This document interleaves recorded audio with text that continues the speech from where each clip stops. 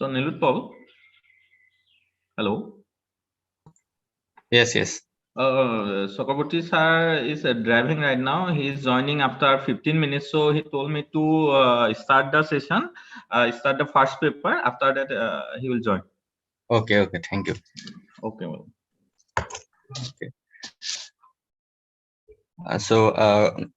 Good afternoon, everyone. I, Nilutpal Sutia, on behalf of the organizing committee, welcome you all to the first technical session of Naac sponsored online national seminar on vocational courses in higher educational institutions and the new education policy, issues, policy, and way forward, organized by Gorgaon College in collaboration with the Department of Economics, Gorgaon College. And today we have with us Professor Kumar sir. Sir will join 15 minutes later. And Dr. Sumin Prakash sir as resource person in this technical session. Professor Kumar sir has said that he will be joining us after a while. So now I'm going to introduce our resource person, Dr. Sumin Prakash sir. As Dr. Sumin Prakash sir is with the Department of Education, Rajiv Gandhi University, and his areas of interest are spatial and inclusive education, environmental education, education technology, education philosophy, science pedagogy, etc. And sir has published many research papers in reputed journals. I sincerely welcome you, sir, and on our request, sir will deliver a special lecture on the theme. So we are very grateful to you, sir. Now I request sir to start his lecture. But one thing I want to welcome all the participants, and in this session we have in total 10 papers. So I wish all the best to the paper presenters, and I request our resource person, sir, to start his deliveration.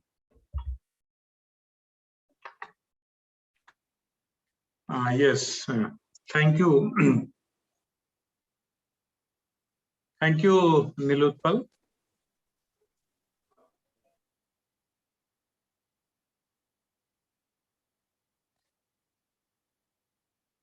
Hello, am I audible? Yes, sir. You are Yes, perfectly audible. sir. Okay. Once again, thank you very much for giving me this opportunity to interact with you people and being part of this national seminar that is being organized by the Naac team of the Gorgaon College, Sibsagar. First of all, I would like to pay my sincere respect to Dr. Sabyasachi Mahanta, Honorable Principal, Gorgaon College, and then the invited speakers and Chairman of this technical session, Professor Kumar Chakraborty, Department of Economics, Dibrugarh University, and then to other previous speaker, Professor Kumar Naac, Department of Economics and International Business, SHSU, Texas. And Dr. Abhijit Sharma, who due to some reasons may not have joined, and my colleague in my university, Dr. Anup Das. And the organizers, Dr. Saikia, and my friend from your college, Dr. Bitupal Borgohai from Department of English. So it's really an opportunity for me to present my view in a national seminar of this level, and that too, since the college is located in the cultural capital of Assam, that is Sibsagar. I have 2 years back, I had a chance to visit to that place. So really, I could not find any words to admire the importance and the view of the place that I experienced there. So as part of this, I would be presenting my views. Basically, I would like to start from the different terminologies that we're using, since I am from education background.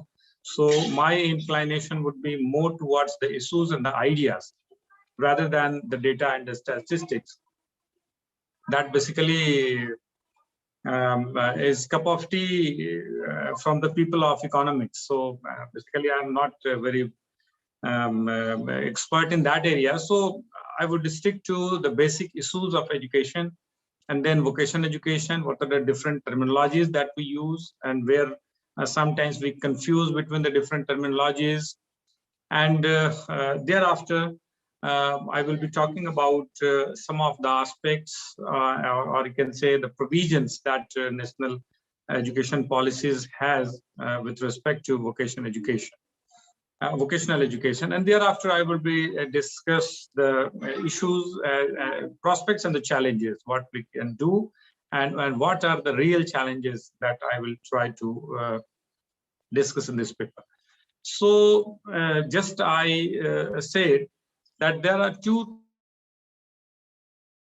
sometimes, and for sake of clarity, I would like to start from that on. Most often we use the word education. Most often we have been using this word vocational education. And when we talk of vocational education, we talk of skilling and different programs that are devoted to, that are meant to develop skills among the people. So being a student of education, I would like to quote the one of the definition of education, which says that education means a scientific sense of nature, some understanding of existential and ethical questions, that is philosophy, a sense of history, and an empathy which comes through the literature and arts. The rest is just skill, training, technology, or the administration. So this specific definition I have quoted here with the view that how can we differentiate between skilling or vocational education and the education? Because nowadays, through the policies, or you can say through the perception, it's being tried to develop that skilling itself or vocational education itself is education. But it's not. Being a student of education, I can say that education is it's a holistic term that we use. And as I quoted in the definition, that education means scientific sense of nature. That means how we understand nature through different scientific methods, by use of different scientific technology. Sometimes we use different kind of machines, different kind of equipments, specific methods. So basically, through education, what we do is we try to describe the scientific, I can say, sense of the nature that we are part of. And then education helps us in understanding of some existential and ethical questions. The question of ethics, morality, the question of values, the question of righteousness. So these are the axiological, or we can say that the ethical questions that education enables, or that education inculcates among us. At the same time, education helps us in getting understanding of the existential questions. So all of you are aware that we are in mid of the pandemic, and we are seeing the behavior of people. Many people are coming forward. Many people are being caught by the policeman, by the enforcement agencies. Many people are involved in services. Many people are involved in, at the same time, they are doing hoarding of the essential item. So these are the different, we can say that, practices, or through this we can analyze, or just I'm giving an example of this, that these are the existential questions that education enables us to deal with.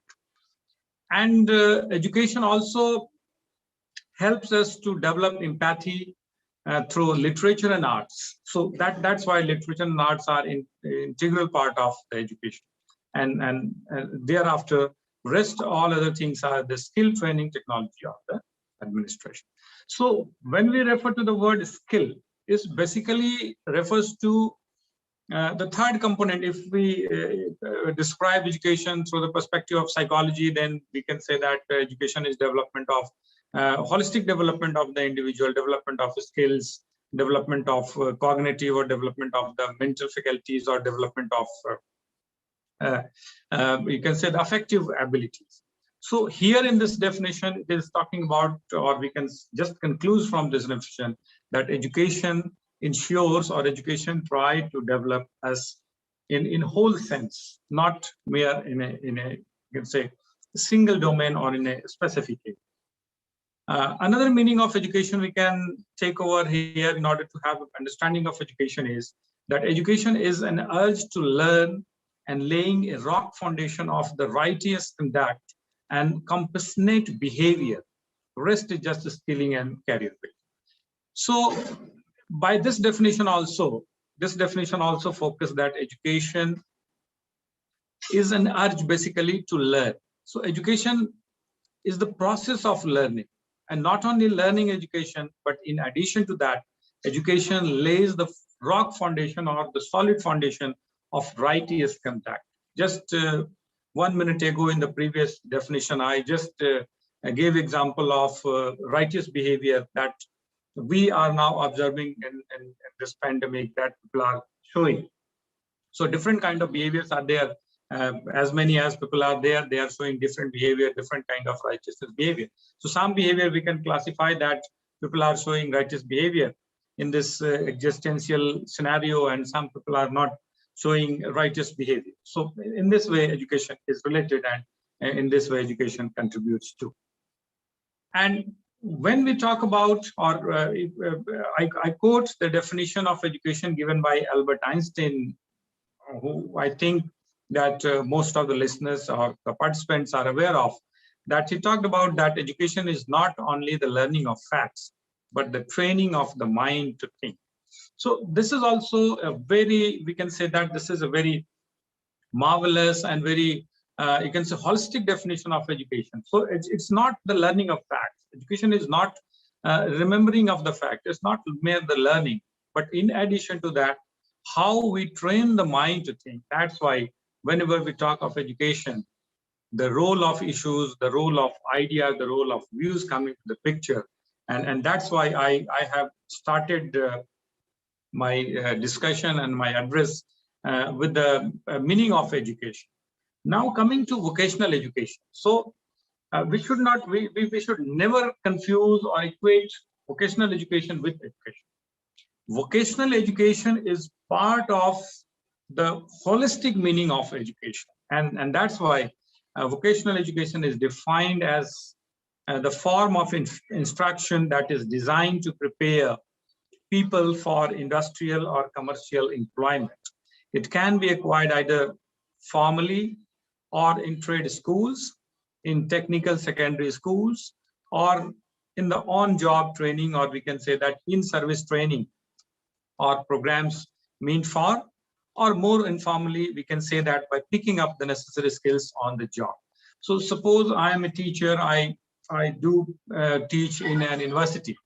Nowadays, we know that online education is inevitable. We had to adopt this online mode of education. Many of the teachers, either at the school level or college level or the university level, those were not very proficient in using of this online gadgets and the technologies or the different methods. So we people had to learn this. So this is in-service training, or you can say this was the learning due to the demand. So vocational education, as I said, that it basically focus on development of the skills. So we can say that vocational education is part of the whole, or you can say the holistic definition of education, whereby in education we give due importance to the development of all the faculties, whereas in vocational education we give due importance to development of the doing faculty, or you can say that development of the skills. So when there is much focus on the skill, definitely there is less emphasis on development of the ethics, or you can say the values and the cognitive the cognitive faculties of the individuals. So with this, why I have discussed all these things, because this distinction is very, very important. Nowadays, everyone is talking about skilling, everyone is talking about the job market, everyone is talking about the industrialization, everyone is talking about the vocational need of vocational education, everyone is talking about skilling our students, skilling our, you can say, the people. And here, I would like to submit that to my understanding and to understanding of larger people. So here, I think that with this angle of vocational education, individuals are being treated as the product, or we can say that the outcome of education is being focused more than the process aspect, because education, as I said, when we discuss the holistic meaning of education, is focuses on both the, you can say, aspects equally. Education is a process which ensure development of individuals, so we can say that education is a journey. At the same time, education is the outcome also, which we think or which we measure in the terms of skill development, which we measure in terms of the skill gap, which we measure in terms of marks, grades, performance, and so on and so forth.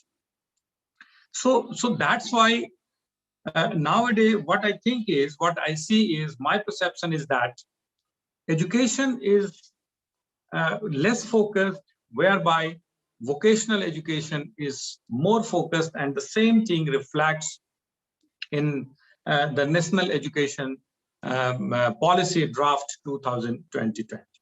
That I will discuss a bit later. And before that, I would like to give a brief outline of the vocational subjects that are there, that are running in our country, that are being offered by the CBSE right now.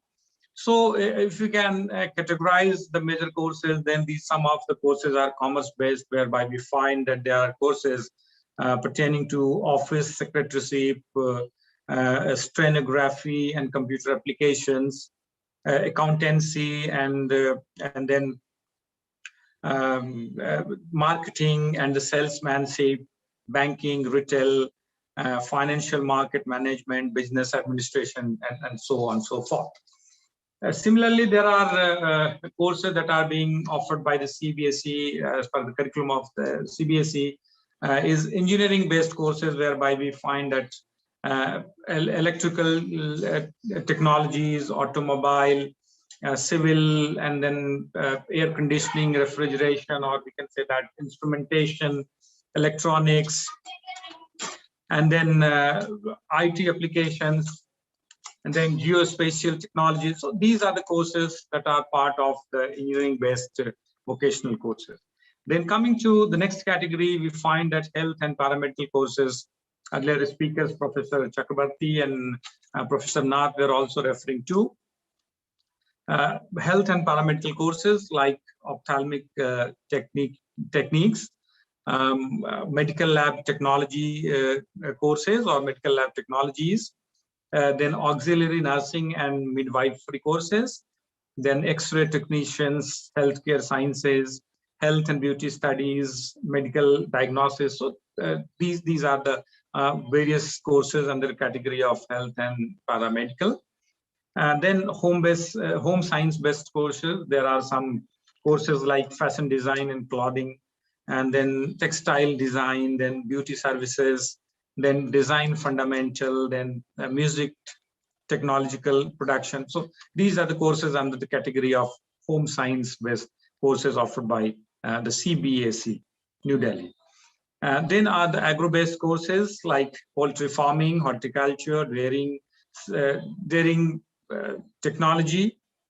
Under the category of hospitality and tourism, there are courses like food production, food and beverage services, mass media and mass production, bakery, confectionery, and then office management, then travel and tourism. And then our transport system, logistic management, life insurance, library and information services.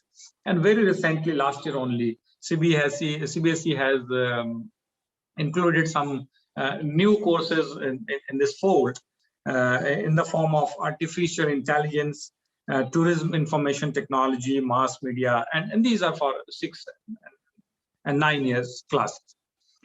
So apart from this, if we go on seeing what are the different vocational, you can say, programs that are being offered by the government of India currently for uplifting or for ensuring the vocational education, then we find the programs like Udan scheme. It is especially it's a industry initiative for Jammu and Kashmir region, and it's managed by Ministry of Home Affairs through National Skill Development Corporation. And then we find the courses in the programs like Parvaz, which is basically for minority communities students. Then children come, you can say people coming from BPL families, and then those who are drop out from the schools or those who are left out of the schools. Next, we find the programs like National Urban Livelihood Mission. Basically, it is meant for persons with disabilities, women, and BPL. And then training-based programs on modular employable skills, particularly to provide a set of minimum skills that are required or that are just the optimum to enter into the employment sector. And then Ajivika Mission of National Rural Livelihood. These are basically for rural areas for providing skill tools and financing for supporting their life. And then we find other programs like Program of Support to Employment and Training. And this is basically to upgrade the skills of women. And next we find the Institutes of Self-Training and Employment of Rural Sector. And this is to offer the rural youths self-training, residential training for understanding micro enterprises. And then a very well-known program that all of you are aware of, that is Polytechnic. This offers a 3-year diploma courses in different traditional, you can say, areas. And the last one is the Craftsman Training Schemes, which is made for educated school level youth. So these programs I just mentioned so that we can have a brief idea of how vocational education is being provided to our youths, and what is the importance. Now coming to the mention of vocational education or the mandate of vocational education in the National Education Policy Draft 2020. When I just going through, I just clicked it on and then find that in the whole document of 66 pages, most of you might have gone through. So in the 66 pages, vocational education, the very word, it is mentioned 76 times in the entire length and breadth of the document. And some of the important provisions or some of the important, you can say, mandates or the promises that NEP 2020 talks about for the cause of vocational education is that at least 50% of the learners going through school and higher education system should have exposure to vocational education. So here from this, we can find out that the NEP 2020 also is thinking that while the children, while the students, while the people are there in the educational institutions. So the target is that over the next decade, almost, or I can say at least 50% of all the learners should be given exposure. That means some kind of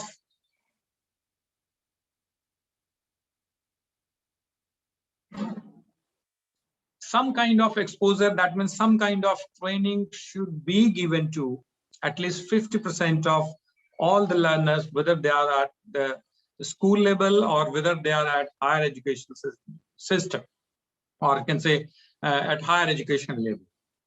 Another mandate and provision that NEP 2020 has is, after discussing all these things, I'm talking about the provisions that are there in the document. Thereafter, I will analyze and discuss what actually is, what is the new thing in this policy, what could have been done better, and what are the challenges, and thereafter I will discuss. So first I am describing all the things that are just mentioned in the NEP 2020 draft. Further, NEP 2020 talks about vocational education, that vocational education should begin at the very early stages and in the middle and the secondary school. So secondary school means 6 to 10 class, and middle means middle means 6 to 8. So middle and the secondary. So secondary means 9 and 10, and higher secondary 11 and 12. So this NEP 2020 provisions that the exposure to vocational education should be started right from the secondary level, or you can say that early ages in the middle and the secondary level. So at early stages, the NEP provisions that the student should be given exposure of the vocational skills and the vocational courses. And thereafter, it talks about that quality vocational educations will be integrated smoothly into the higher education. So it talks about a continuum, and that continuum should start right from the middle school level. And it talks about, it mandates that important vocational crafts such as carpentry, electronic work, metal work, gardening, pottery making, etc., will be sampled as decided by the states and local communities, and starting from class or ranging from class 6 to 8. So this is the provision. Another provision that is there in the NEP 2020 is every child should learn at least one vocation and should have exposure to several more. So suppose a school, as per the syllabus that would be coming in the future, after 1 year or 2 years, as per the new curriculum framework for school education, as well as the higher education that is in the process, that is in the making, in the process of making.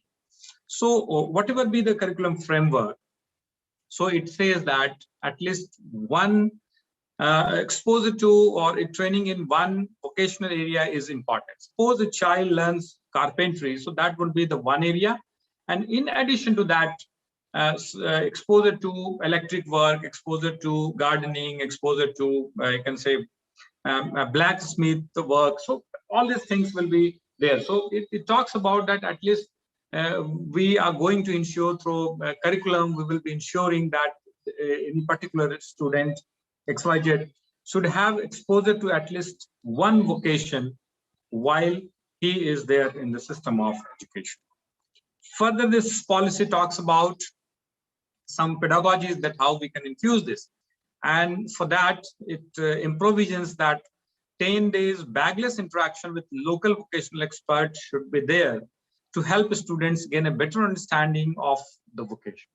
So 10 days bagless means they are not supposed to go with the bags. That means there will be no, you can say, formal or you can say bookish instruction for that particular vocation that they are learned to. So for this, it talks about that bagless interaction means they should be exposed to real skill-based training, and you can say in workshop mode, not in a seminar mode or not in just interaction mode. So this is one of the good thing that is mentioned there in the NEP 2020. So 10 days, at least 10 days workshop should be organized in collaboration with local vocational experts, those who are present, those who are gardeners, those who are involved in pottery making, those who are involved in, you can say, making bouquets and a lot of the different kind of things. Maybe they are involved in making sculptures. Some are there in, we can say, other areas. So this kind of local vocational experts to be hired, or you can say to be collaborated with the school and the educational agencies, And thereafter, the students should be given a kind of intensive for at least 10 days, or you can say that for 10 days, they will be given this experience in workshop mode.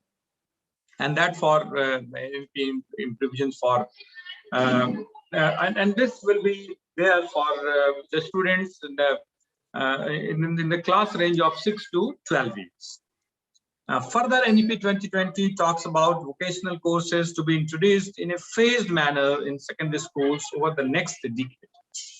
As Professor Chakraborty and Professor Naac also were talking about the attitude of the people, that all these things that we're talking about, it's not that it can be done or it can be ensured in a single go or in a single day or in a single year. So since people attitude need to be transformed, they need to understand the importance of these things, which they don't have right now. The importance of manual work, the importance of vocational education, and I will talk about the reasons also why this is there.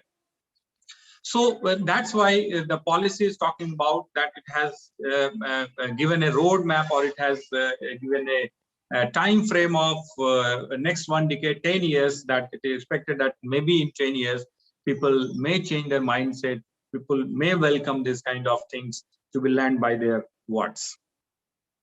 Similarly, the policy talks about establishment of skill labs in collaboration in polytechnics and local industries, and also to offer vocational courses through online. Now, skill labs, conceptualization of skill lab in collaboration with polytechnics and local industry, this is a good move. This can be done, but how vocational courses should be taught or should be offered in online mode, this again is a question, and we need to find out the pedagogies or what are the possibilities, because the students or all other people like we also, we are now able to see the impact of this online education on our students. So since we are talking about skill-based courses or the skill-based education, so how this online mode can offer, you can say, efficient skill development among the students, this is the question for the future. Further, NEP 2020 provisions for a concerted national effort to ensure universal access and affordable opportunity to all children of the country to obtain quality holistic education, including vocational education from preschool to 12. We talked about giving or imparting quality education and quality vocational education, because these issues are very, very important. It's not that vocational education is new thing that is being described by this policy only. There have been policies, all other the policies, they have dealt with this kind of things. And as I say, if I am correct, if I remember correctly, the first ever kind of this kind of polytechnic was established in the year 1962. And that was the Pusa, Delhi. That was the first polytechnic established in India. So during that era also, there was concept of vocational education. So that's why I'm saying that vocational education is not a new thing, but several new things are there that is improvised here. NEP 2020 also proposes that local teacher education programs in which local resource persons can be hired by schools for shorter courses in vocational craft. So some of the ideas regarding vocational education have been adopted from the Gandhi's model of education, and which we call as Bunyadi Shiksha or the Nai Talim, that was there in the 40s. That was when India was under the, you can say, formation or going through a kind of transformation for that. So many of the things have been taken from that policy of Nai Talim and Bunyadi Shikshas. NEP 2020 further talks about it that there should be no hard separation between vocational and academic streams in order to eliminate harmful hierarchies and silos. All of we agree, and all of you are aware that the vocational courses are always termed as or treated as inferior to the academic courses. And there is a reason for that. as we know that our society is a caste society, our society is a you can say class society. There are hierarchies that exist in the society, and these are hard facts. We all know, we all are familiar with these facts. We all live with this reality. So that's why over the years, it's not that technology or the skill is lacking in our society. It has been there. If you go through the history, then we know that our civilization, whether it is Harappa civilization, and we have proud of our civilization that that period of time we have developed cities. At that time we have developed, we can say, pottery technology. So when suppose we have developed pottery technology 4,000 years or 5,000 years back, or in the you can say prehistoric time, then what happens to the skill that still in 21st century we have to focus on skilling? We have to make a separate ministry for that. So these are the things that we need to think upon. Just I say that this is evidence. It is evident, always evident, that academic courses have always been valued more or considered as superior to the vocational courses, and that's why the people, those who come from we can say the caste or the classes whose traditional, you can say, occupation have been like pottery making, like carpentering. So these people are nowadays, or you can say in the recent past, or the trends say that these people are living their traditional you can say skills, and they are coming to this modern education, or they are coming to this academic education. So that's why there has been created a separate silo or separate boundary between the vocational and the academic streams, and whereby the academic stream have been valued superior to the vocational courses. And this is one of the reasons that in this 21st century, we again have to make specific provisions for development of vocational courses in our national policy. And another welcome move of this NEP 2020 with regard to vocational education is it talks about that education will be given more flexibility and choice of subjects, particularly in secondary level schools or secondary schooling, including subjects in physical education, arts and craft, and vocational skills. So it talks about that education should be given, the students should be given flexibility in choosing their subject. So suppose one has chosen mathematics as a paper, then at the same time one can choose a course or a paper which is there for, or which is there meant for skills. If this kind of things we can really implement, then I think that that will be a welcome move, and that will help us in solving some of the challenges that we face. Now, coming to the later part, that is, what are the challenges, what are the reasons that we have been suffering, or we have been thinking like this. Being student of education, I think, and previous speakers, they have also observed, and that societal attitude and hierarchy, what I just mentioned, is one of the reasons and one of the challenges that still remains. Since if we look our society, then we see that those people who were traditionally performing a certain skill, or those who were there, you can say in the production, whether it is carpentry, whether it is weaving, whether it is you can say foundry, whether it is you can say pottery. So they were recognized as caste in our society. And nowadays what happened? These people are leaving their traditional skills. And the reason being, their work is not acknowledged in our society.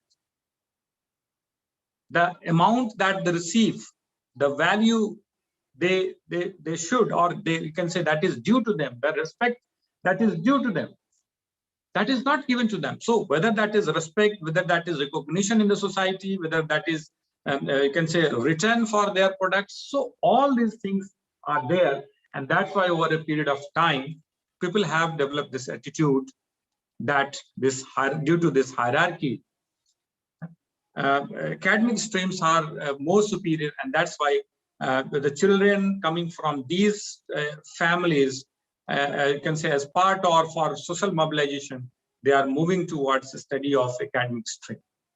Because a son of a blacksmith, if he can say practice, or if he continues his father's or can say family's tradition, he is not well recognized. But when he or she becomes engineer, then only he gets recognition in the society. So this is the reason people are drifting away from their traditional, you can say, skills or their traditional professions, and this is the reason that this kind of hierarchy has emerged in our society, and this is furthering it, and that's why if we can challenge this, if we can change this, and for this, those people, those who are affluent, they need to come forward.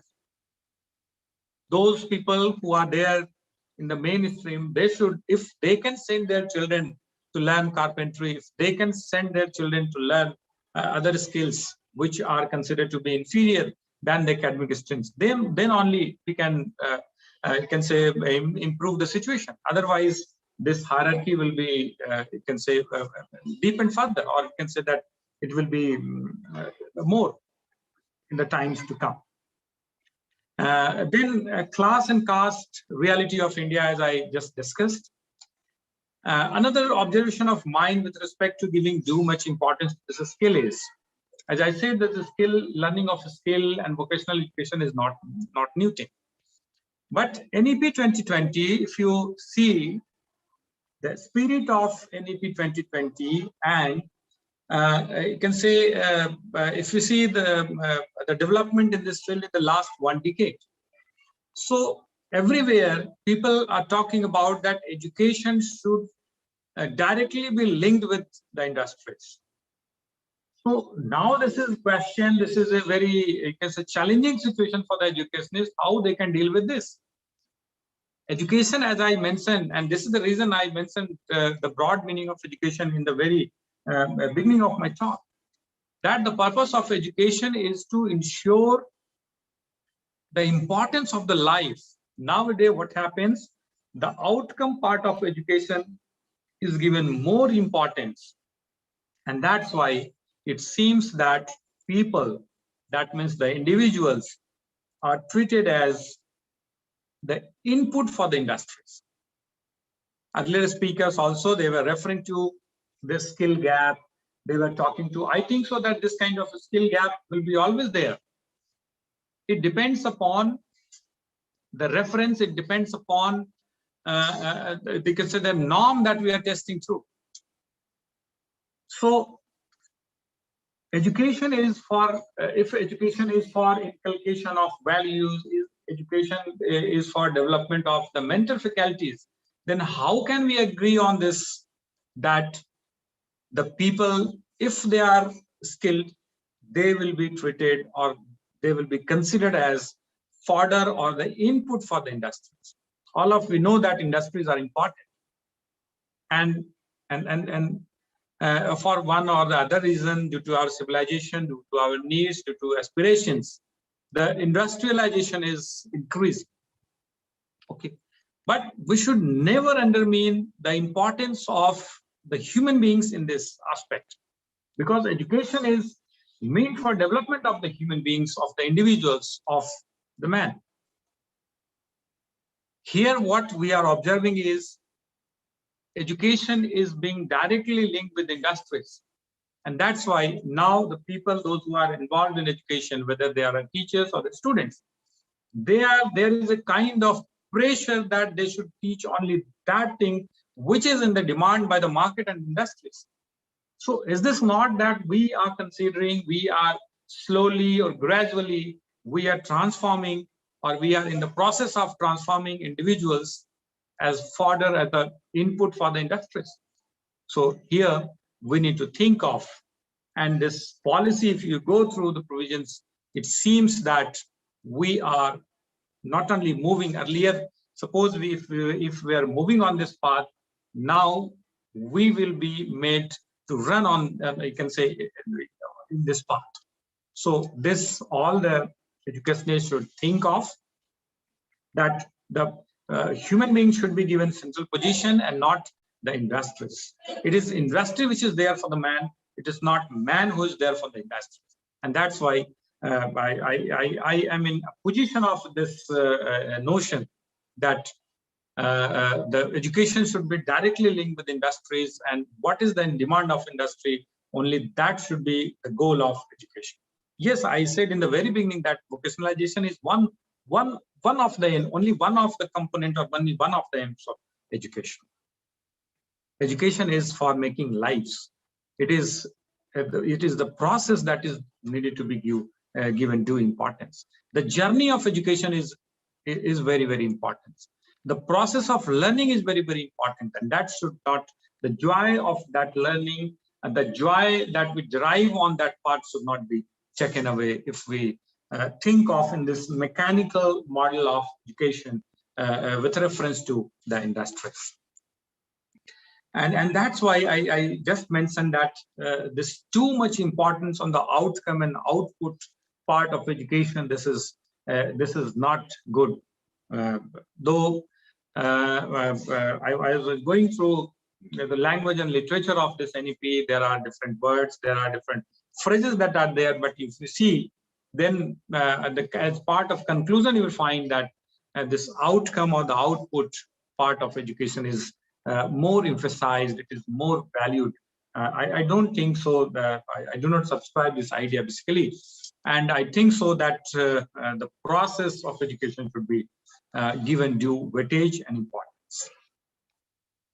One more thing that is there with respect to this policy, since we are talking about the provisions of this policy, and I just said that many of the things are not new or specific to this policy.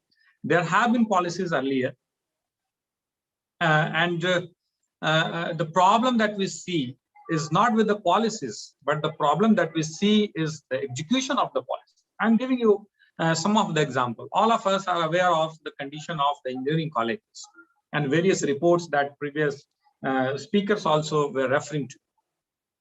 So if you see the reports, then the conclusion, or you can say in media also, you will find that only 20% of the engineers that we produce, India produces maximum number of engineers per year in the world. But our engineers, their employability is 20% or some around 20%. So what happens there? There are so many colleges, and the AICTE has approved so many institutions which are there in private sector, there are in government sectors. But what is the condition, or you can say what is the outcome, or you can say what is the quality of education being offered there? How many students, those who pass out, are considered to be eligible for the jobs? So it's not that their curriculum is faulty, it's not that the policy is faulty. The problem is that the execution is not proper. Only theoretical component is practiced or is being taught to them, and the practical component is not given due importance. It is not only the scene of the private engineering colleges, which has mushroomed across the country. It's the same with the B.Ed colleges. It's the same with ITIs. It's the same with polytechnics. So that's why, in addition to this, you can take example of you can say practical classes that are held in our schools, and the facility, the resources that are available for this. Every one of us are aware, because this is the common journey we have to move, that is through schooling, then college, and then up to the universities. So how many colleges are there which conduct all the practicals that is part of the curriculum? So policy is already there in the place. All the things are there. So either due to lack of the teachers, or either due to lack of the resources, the practicals are not being performed in schools, in the colleges, and in the universities. So can we say that just merely by emphasizing all these things, rewriting our policies, we are going to develop skills among the individuals? So the practical skills are also the practical skills that are the part of the curriculum, whether it is secondary school, or you can say any college or university. Basically that is skill learning. That is a skill, that is through which students learn the skill. So that's why I am saying my contention is that it's not only the policy which is going to fulfill. It is the execution of these policies. So that's why many of the things, it's not new to this policy, but we need to think upon the quality of education that we are providing. How much we are performing with the current policies, how much executing, how much, or you can, to what extent we are executing the current or the existing policies. And that's why I say that there are so many reasons we can find out, lack of teachers, lack of resources, but this is the hard reality, this is the hard fact which every one of us faces. And that's why you can say in media, in social media, you find that a doctor left the seizure in the abdomen of the person who was operated upon. So these are the things. So there actually we can, or we need to focus upon, rather than talking about this vocational education as a separate thing. And so since the skill are integral part of the education, so there also we can improve. And this is my contention, and this is my suggestion. Further, since this policy talks about the 50% people to be given exposure of or given some kind of vocational training, if this happens, is it not that we are limited, or we are limiting the scope of education which otherwise would have been available to 100% people? We are aware of the fact that vocational education is not considered at par with the academic stream. So if it's the case, then is this not that we will be producing individuals, those who are half skilled, or you can say those who are half educated? They may be having the skills, but they may not be having appropriate empathy. They may not be having appropriate, you can say, existential, you can say they may not be able to answer the existential questions, because in education, we discuss about environment, we discuss about the values, we discuss about all other things. But when it comes to vocational education, our scope become very limited, and more focus is given on the training of the skills only. So that's why this is my submission, this is my understanding, that if this is to go on, if 50% of the individual are to be given vocational education only, then the chances is that we will be limiting the scope of education, and only 50%, or we can say that 50% of our people will be only half educated. And in this way, I think so, or it may be that this may be a move to produce cheap labor for the industrialized world. I don't know the future, but what we see in the present, through which we can speculate about the future, and that's why I'm submitting this. One more thing is that too early starting of the vocational course may distract the academic, you can say, study of the individuals, of our children. And many of the children who could have done better in terms of, we can say, academic streams, they could have, if they have opted vocational education in the early part of their life, they may miss that opportunity of education, and that would be a national loss, I think. And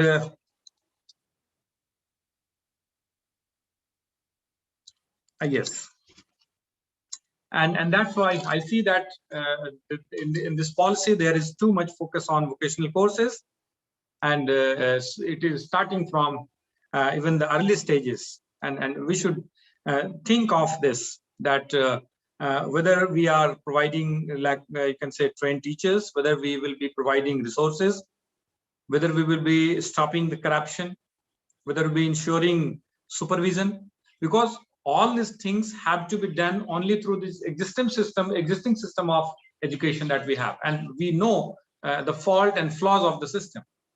There are strengths, but at the same time, we are aware of the strengths as well as faults and flaws of the system. And the same system is responsible for providing vocational education also. So that's why we need to think of it. So you can say different dimensions. This is my submission. Further, this lack of vocational skills, as I mentioned in the earlier also, that inferiority should be removed.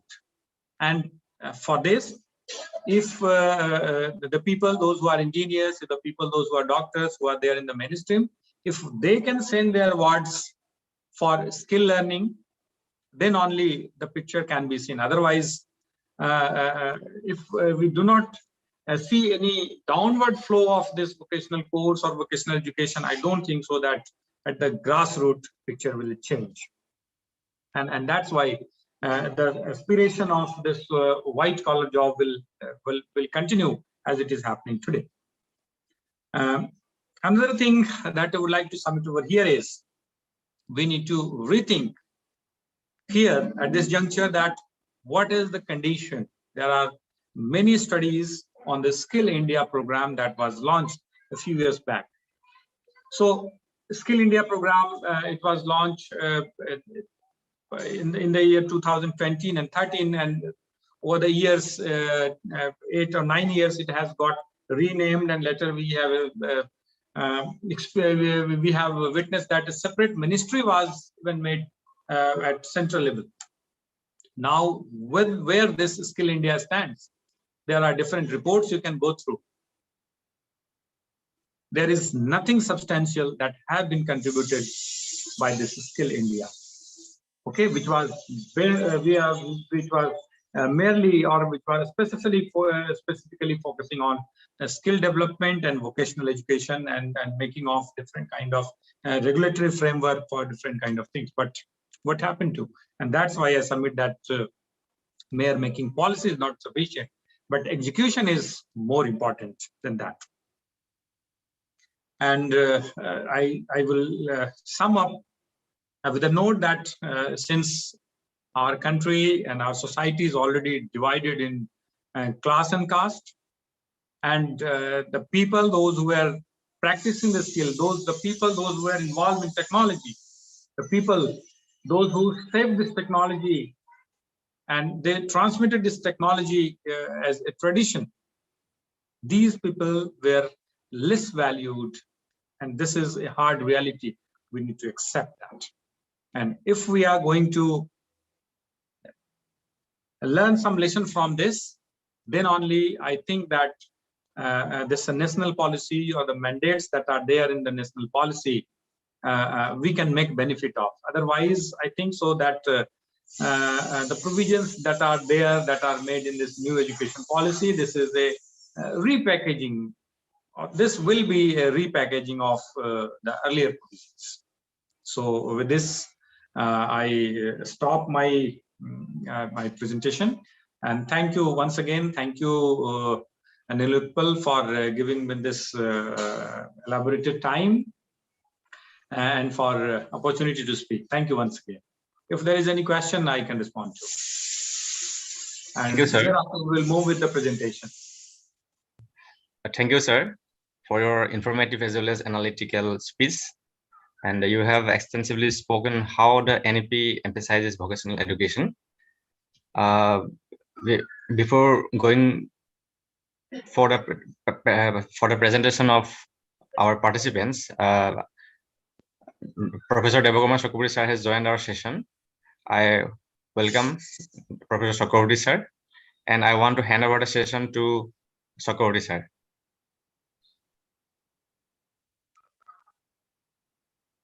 Sir, Chakraborty sir. Yes. Thank you, Nilutpal, for inviting me to chair this particular Good session. afternoon, and my regards to Professor Yeah. Very good. In fact, it's a wonderful time that and totally engaging time that I have spent with your lecture. And you have mentioned very few things, and those are very vital probably. And I could note down the things that I would like to emphasize is that you have said that it is not the output that we should give importance, but at the same time, we should give importance to the education proper. So this is quite vital. And before, there is a debate with the concept of entrepreneurship also. Earlier, the entrepreneurship was considered as an end as a means towards an end. But after the Amartya Sen's capability approach came widely in economics, then entrepreneurship has been considered as an end in itself. I mean, basically, it is not something that we should consider that it is only the output that is important, but vocational education has got its importance as a part of the education system in the holistic education system itself. Yeah, definitely, sir. That's why it was my suggestion. Yeah, so that part probably somehow those dots in the NEP will have to be tied together so that the new holistic kind of education comes up. Then second point that you have rightly mentioned about the industry and academia linkage and why it is not that way progressive and why everything has been like that, people will have to join the industry. So everything is that the output is oriented towards the industrial development. It is not like that. And another point that is you have well considered is the what will happen to the normal education if a child is burdened with the vocational education at the beginning. He or she may not be interested in the vocational education at the later stage, but there will be some kind of trade-off between the vocational and these, and at the end of the day, the national resources will be lost. I mean, the human resources will not be developed in that way. That I believe a very strong argument, because that I always remember, I always believe that for vocational education to develop in a holistic way, other basic subjects like social science, like science, basic science, like liberal arts will have to be developed equally. Say, social science tells us how to argument. Our argumentation capacity develops as we read, as we read economics at a postgraduate level. So my way of argumentation develops. Now I can argue with, say, inflation, what is happening with the price rise or inflation. So without argumentation, you cannot be a good entrepreneur. Very recently you will fail in several counts. You cannot be a machine. Human beings cannot be a machine. If you have acquired vocational learning, so you will go for some startups, you will go for something, you will go in the business, but your argumentation, the mind should work. Yeah. Unless and until that culture is adopted, things will not work. Very recently, I have got a particular company has launched a new kind of branding. That giving the chocolates, the wrappers are printed with some tourist spots of different parts of the country. Now, in several things, they have missed the things. I mean, in one of the wrapper, the concept was very dynamic and very novel. But what they did, in one of the wrapper, they put the national park of some particular state as the national park of some other state. I mean, so basic knowledge domain of history, basic knowledge domain of culture, basic knowledge domain of literature, basic knowledge domain of economics, education, other things stands. You cannot have a trade-off between that and with the vocational education. If you do this, vocational education cannot succeed. That is a very important point. Probably we'll have to consider probably in the later phases. So thank you, and I think let us move on with the other agenda. And there are a lot many people are in queue. So may I request Dr. Ratan Deka to come up with his presentation on vocational education in NEP 2020. And we have very less time. Probably we have only 1.5 hours. So please bear with us and wind up within the fundamentals of your presentation and the policy implications. Let us welcome Dr. Ratan Deka. Am I audible, sir? Yes. Yeah. Okay, sir. So, respected Chairperson and resource person, sir, with this, I'm going to start my paper. It's on vocational education in NEP 2020, theory and practice in higher educational institutions. So, what I am focusing in this paper is the different aspect of the practical implementations of recommendations regarding vocational courses in NEP 2020. And it has been seen that this NEP 2020 is a very comprehensive document, and in this policy, this vocational education has gained immense importance. Now, the problem is that the policy focuses on bringing vocational education into the mainstream education as recommended by successive commissions like the Kothari Commission's report of 1966, and they want to diversify the curriculum at higher secondary levels through vocational courses. The vocational education space over the years have witnessed painfully slow and stagnant kind of growth, and an assessment by National Institute of Open Schooling highlights that only 2% of the total population in between 15 to 29 years of age have received formal vocational educational training, and only 8% have received non-formal vocational training. So even 12 5-year plan of 2012 to 2017 estimates indicates that fewer than 5% of the Indian workforce between the age of 19 to 24 receive formal vocational education.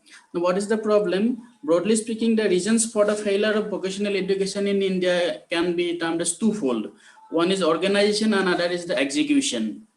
On the organization level, NEP 2020 highlights the issues that teachers, especially at higher secondary levels, are not fully skilled to teach vocational educational courses. The model of imparting vocational education in India operates at two levels. Only one is the theory, other is the practical part. As Sir was speaking, practical part is always kind of ignored. So that's why we emphasize on theory, and practical remains, it takes the back seat. So the proper lack of coordination between the two is a cause of concern. That means the practice and the theory. So along with the mainstream secondary education, students are taught the theoretical part of vocational training through subjects like SUPW, that is socially useful productive work. So if we give more importance to this, then we should also give importance to how we can implement all these things. So the reason being the curriculum of these courses at school level is fragmented and disjointed, and these courses are neither well defined nor properly segregated.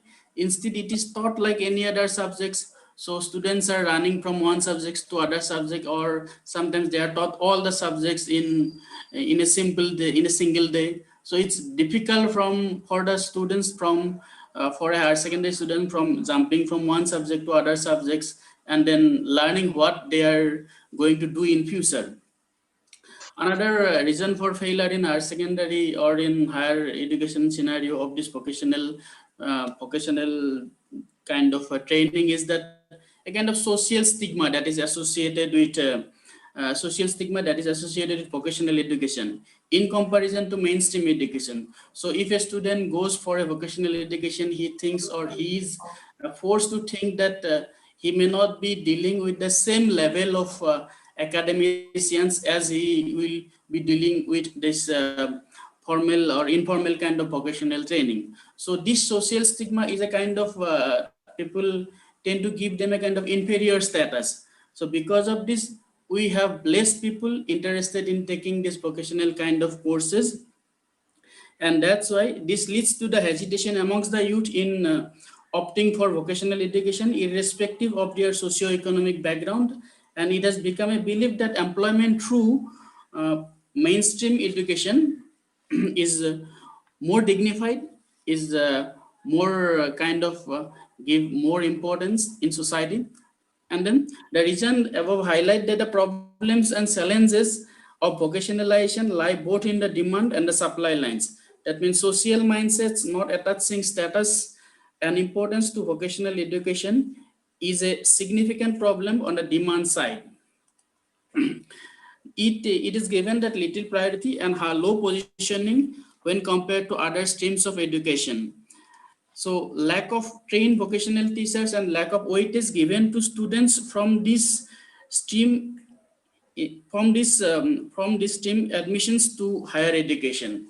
So that is a kind of problem. These problems together create a complex situation that Sir Philip Foster lightly calls the vocational school fallacy.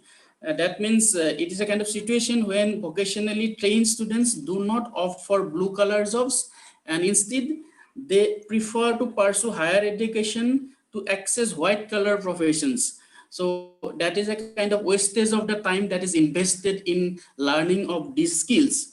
So he rightly, it can be rightly pointed out that the mismatch between the demand and supply of the skill power is a problem. It is usually said that vocational school fallacy is much better known by academicians than by policy makers. That means teachers or the people associated with these students, they know what are the problems faced by those trainees. But the policymakers or the politicians who implement those things, they do not consult the academicians. So there is a kind of gap.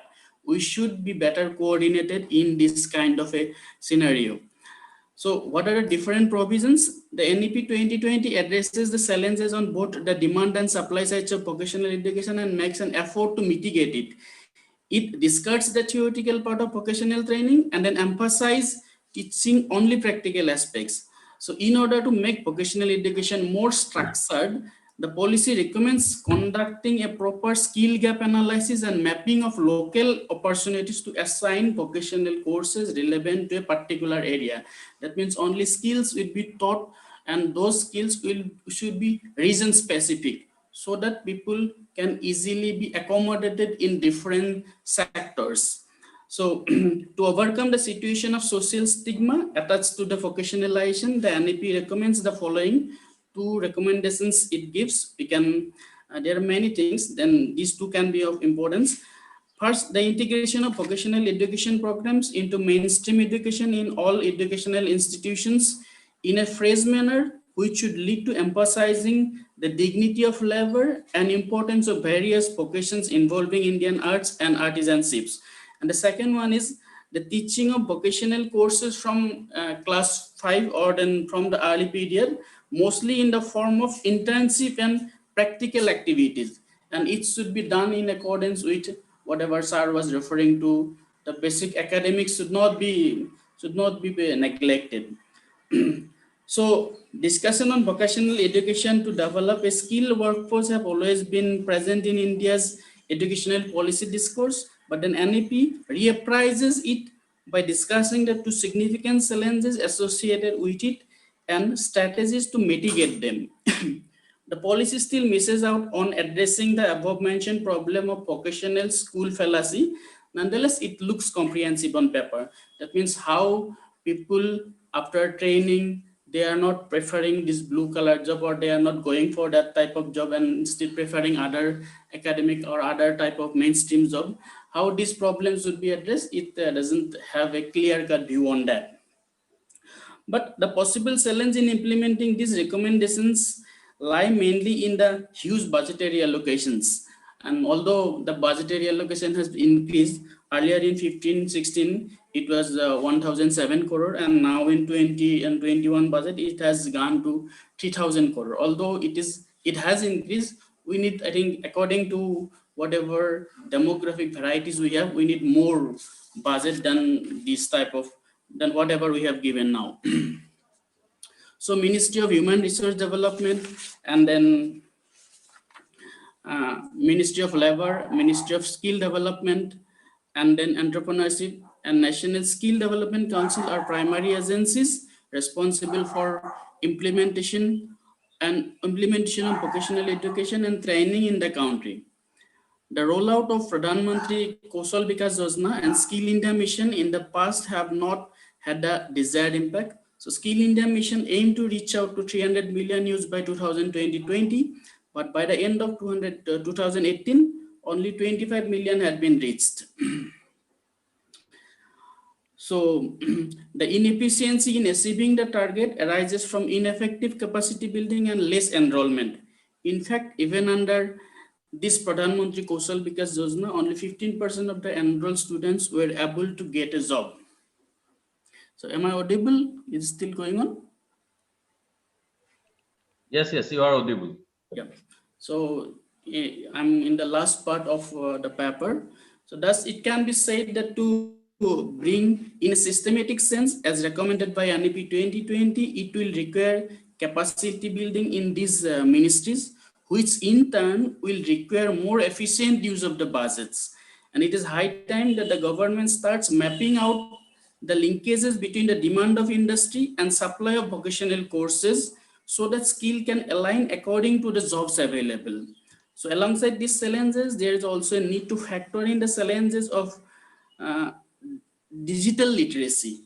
That is, with the world moving towards a digital order and the NEP 2020 pushing the same, technology-based skills, especially among the youths, have become more critical than ever. So in order to effectively implement the recommendations of NEP 2020, the government needs to learn from the existing inefficiencies in its skill programs, especially in states like Assam, where the education infrastructure is already in bad shape.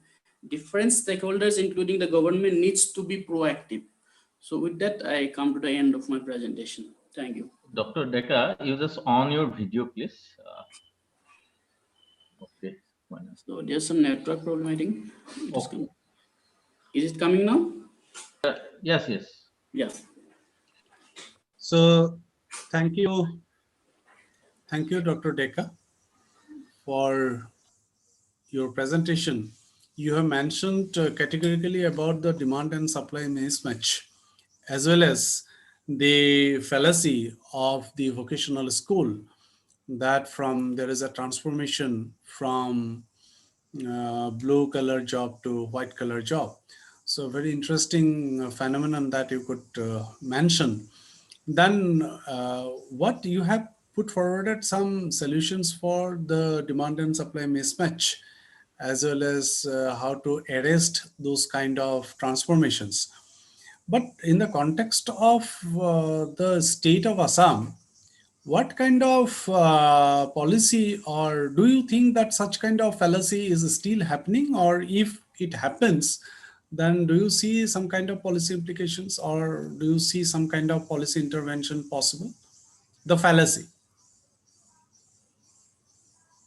Yes, sir. It still happens. In, for example, people were earlier used to go for this IIT course, ITI course. Then they didn't get any job. Then they will come back again, take admission in those higher secondary level or degree level, and then go for different clerical job and other things. But they had their skills. They had their skills, different other skills to go for and work for different other sectors, but they didn't go because they thought that government provided job will give them a better or safe kind of future. So that still was happening recently. And to erase this kind of things, we need to give some kind of, as I have said, we need to attach a kind of dignity with this kind of professions. That means we should not kind of think them as second class kind of job.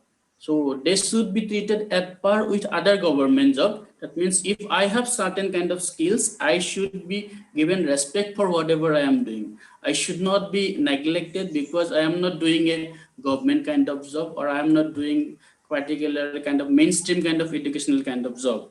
So Okay. it can happen in social level, and government should also look after giving certain kind of upliftment to this kind of things, sir.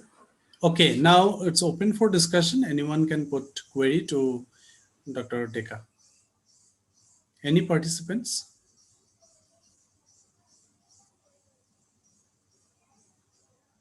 Okay, so moving on, let us invite Surabhi Datta for her presentation on the nexus between vocational education and female labor force participation. Over to Dr. Surabhi Datta.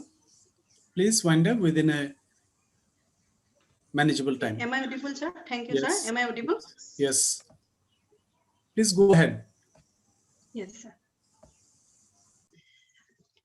Respected Chairperson and Professor Kumar Chakraborty, sir, and resource person of this seminar, that is Dr. Sumin Prakash, sir, and organizers of the Gurgaon College, and all the participants present here. The topic for my presentation is, that is the nexus between vocational education and female labor force participation. Sir, 1 minute. As all of we know, that is the female labor force participation means that is the percentage of working population, women working population that are in the labor force in the age of, that is 16 to 64, which are currently employed or are seeking employment. Now, all of we know that women play an important role in economic development. And according to Amartya Sen also, women can be a change agent of the economy if for these 4 conditions are required. Women need to acquire more than basic education. There is need of legal rights of ownership of property, and women need an independent source of income, and there is need of women need to work outside the home. But in India, except the first condition, all other conditions are not able to enjoyed by the women. That is, there is existing gender gap we found in the economy, and according to the global gender gap report, there is gender inequality, and in 2019 it was in the global gender gap index, India's place was 108, and which slipped to 112. And another interesting fact is that the economic gender gap in India is greater than the political gender gap. And regarding the participation of women in the labor market, we can find that the female labor force participation rate is lowest in South Asia. In case of India, it is 20.3%, which is lower than our neighboring countries, that is Pakistan and Afghanistan. Now, according to the standard economic model, as education level increases and as there is economic growth, it draws more people to the labor force. But the female participation in higher education, gross enrollment ratio of female in higher education is increasing, but at the same time, that is female labor force participation is decreasing. It means that there is some gap in the skill development among the women. And we know skill and knowledge are the engine of economic growth of a country. And it is a changing skill and development is an agent of change which promotes skill of the people and creates employment opportunities in the job market. And for this, vocational education and training is important, which enhance livelihood opportunities and entrepreneurial skill among women. And on this base breakdown, the objective of this paper is to analyze the government interventions in setting up vocational training and encouraging women participation in skill development, and to identify the constraint faced by women in assessing skill opportunities, and thereby to provide insight on relevant strategies for women's active participation in the labor market.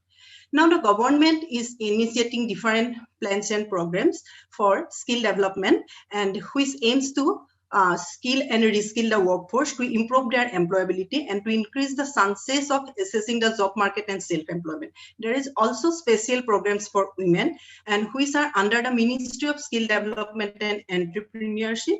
And this skill training for women aims stimulating employment opportunities among women of various socioeconomic levels and different age groups. But we have found that there is inequalities exist. Between the rural and urban areas, as well as between the male and female. That is, there is gender inequality. Here we have noticed that in both rural and urban areas, the female are receiving lesser percentage of female are receiving formal training as compared to the male. It indicates that is the skill and knowledge to get employment in the labor market is comparatively low among the women through the vocational education as compared to their counterpart, that is the male. Now, what are the constraints facing by women in vocational training? There are both demand-side barriers as well as the supply-side barriers. We can say that there is gender bias against female to joining in vocational training institutions. That is general belief among the people. among the society that the vocational trainings are mainly provide for manufacturing sectors which require more physical labor, and so generally the women are not ready to seek admission in the vocational training institution. Another is the problem of connectivity, that is the location of the vocational training institutions like ITIs. Due to generally what happens, that is the women ITIs, suppose these are located in government lands, and it depends on the availability of land. Now the rural women which are facing lack of transportation have to are not interested to seek admission in these institutions due to problem of transportation. Another is in India, there is the problem of teaching and harassment among the women within during the transportation as well as within the premises of vocational training institution. So it is also a barrier in getting women employment, getting women's that is engagement in vocational training institution. There are some other supply side barriers. You can say about the gender unfriendly infrastructure. That is there is lack of sanitation facilities, creche facilities. Due to lack of creche facilities, that is the married women, childbearing age group women are not, they are interested, but they are not able to join in the vocational training. Most of the time they may be interested, but they are not able to join the vocational training institution. Another is generally the vocational training or traditional vocational training institutions are mainly on manufacturing and engineering based, and there is limited choice of trades for the females. Another is lack of counseling and awareness regarding different demand-driven courses available and how to get these vocational courses, etc. And there is also constraints faced by females in the labor markets as apprentices and the employees. There is lack of information about the apprenticeship programs, which is limited. There is a flagship scheme for apprenticeship under Ministry of Skill Development and Entrepreneurship, that is the National Apprenticeship Promotion Scheme, which is an entirely portal-based system for both the apprentice and the employer. Now the poor women who are living in the rural areas and poor urban women also, if there is lack of internet facilities, then they cannot go for registration and other processes. So the strategies for improving female participation in vocational education, there is need to review of policies and guidelines from gender perspective. There is need to scholarship for females to overcome the financial barriers and incentive for those pursuing engineering related trades. There is also need of counseling services for females at all stages, that is how they can enroll in a vocational training and how they can start a business, how they can establish themselves after getting training. There is need of safety and security of the females.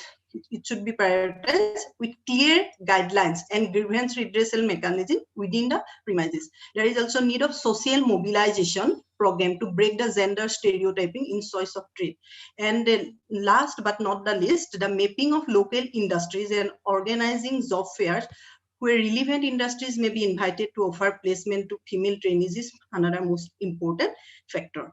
Now, in the conclusion, we can say that female labor force participation for any country is an indicator of economic developmental paradigm.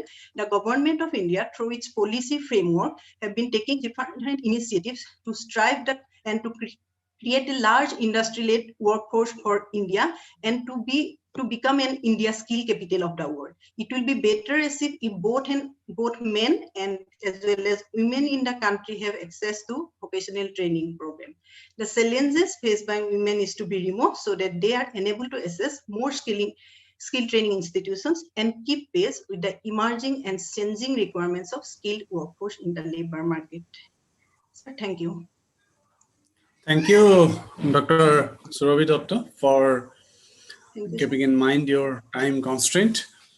And you have talked, you have touched some very vital issues relating to women or gender perspective, why the participation of women in vocational courses are less, what are the supply side and demand side constraints, and how to overcome those issues. So now the paper is open for discussion, for comments and queries. Now it's open for any kind of questions and queries. The participant, please.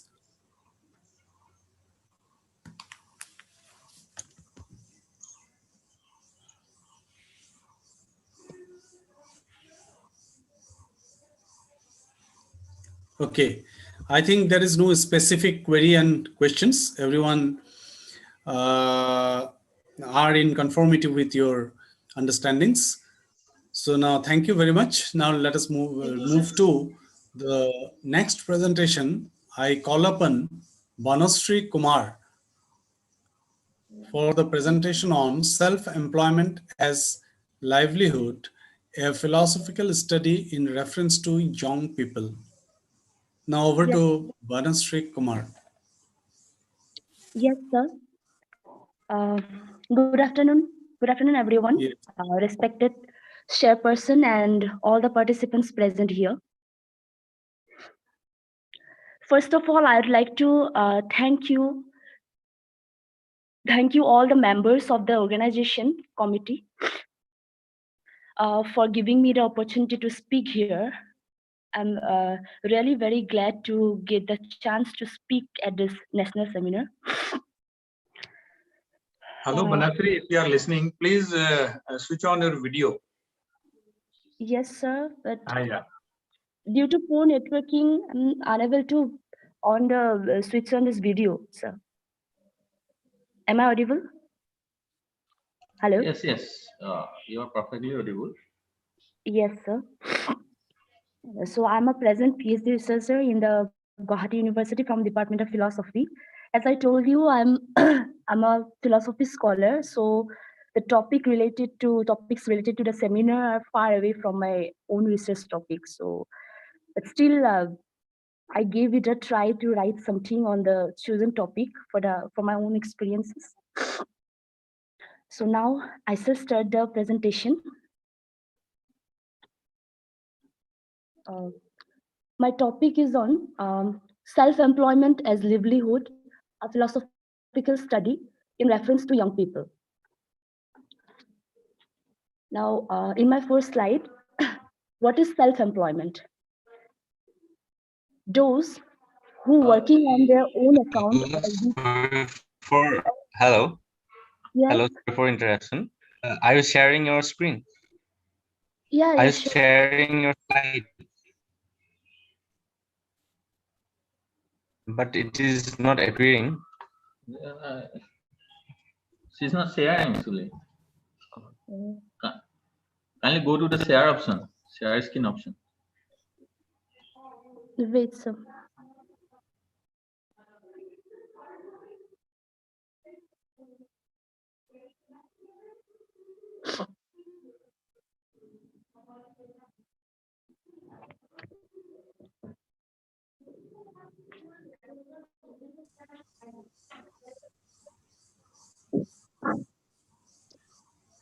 Do you have PPT? Yes, I have, but now due to some problems, I didn't Then you find can share it and it will come up. Please try.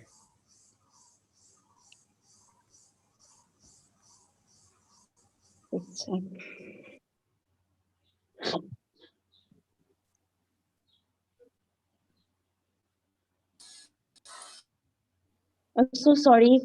I'm unable to share this video, PPT. Then please carry on. Shall I Have you got continue? the share screen mode there? Have you got the share screen button there? Yes. Yes. Yes. You just click that. You are making as co-host. You can directly share your slides.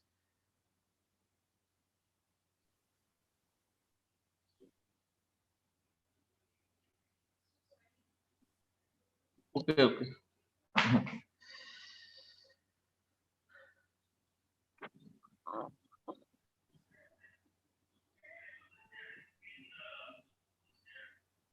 Taking so much of time. So sorry for that. But so please carry on.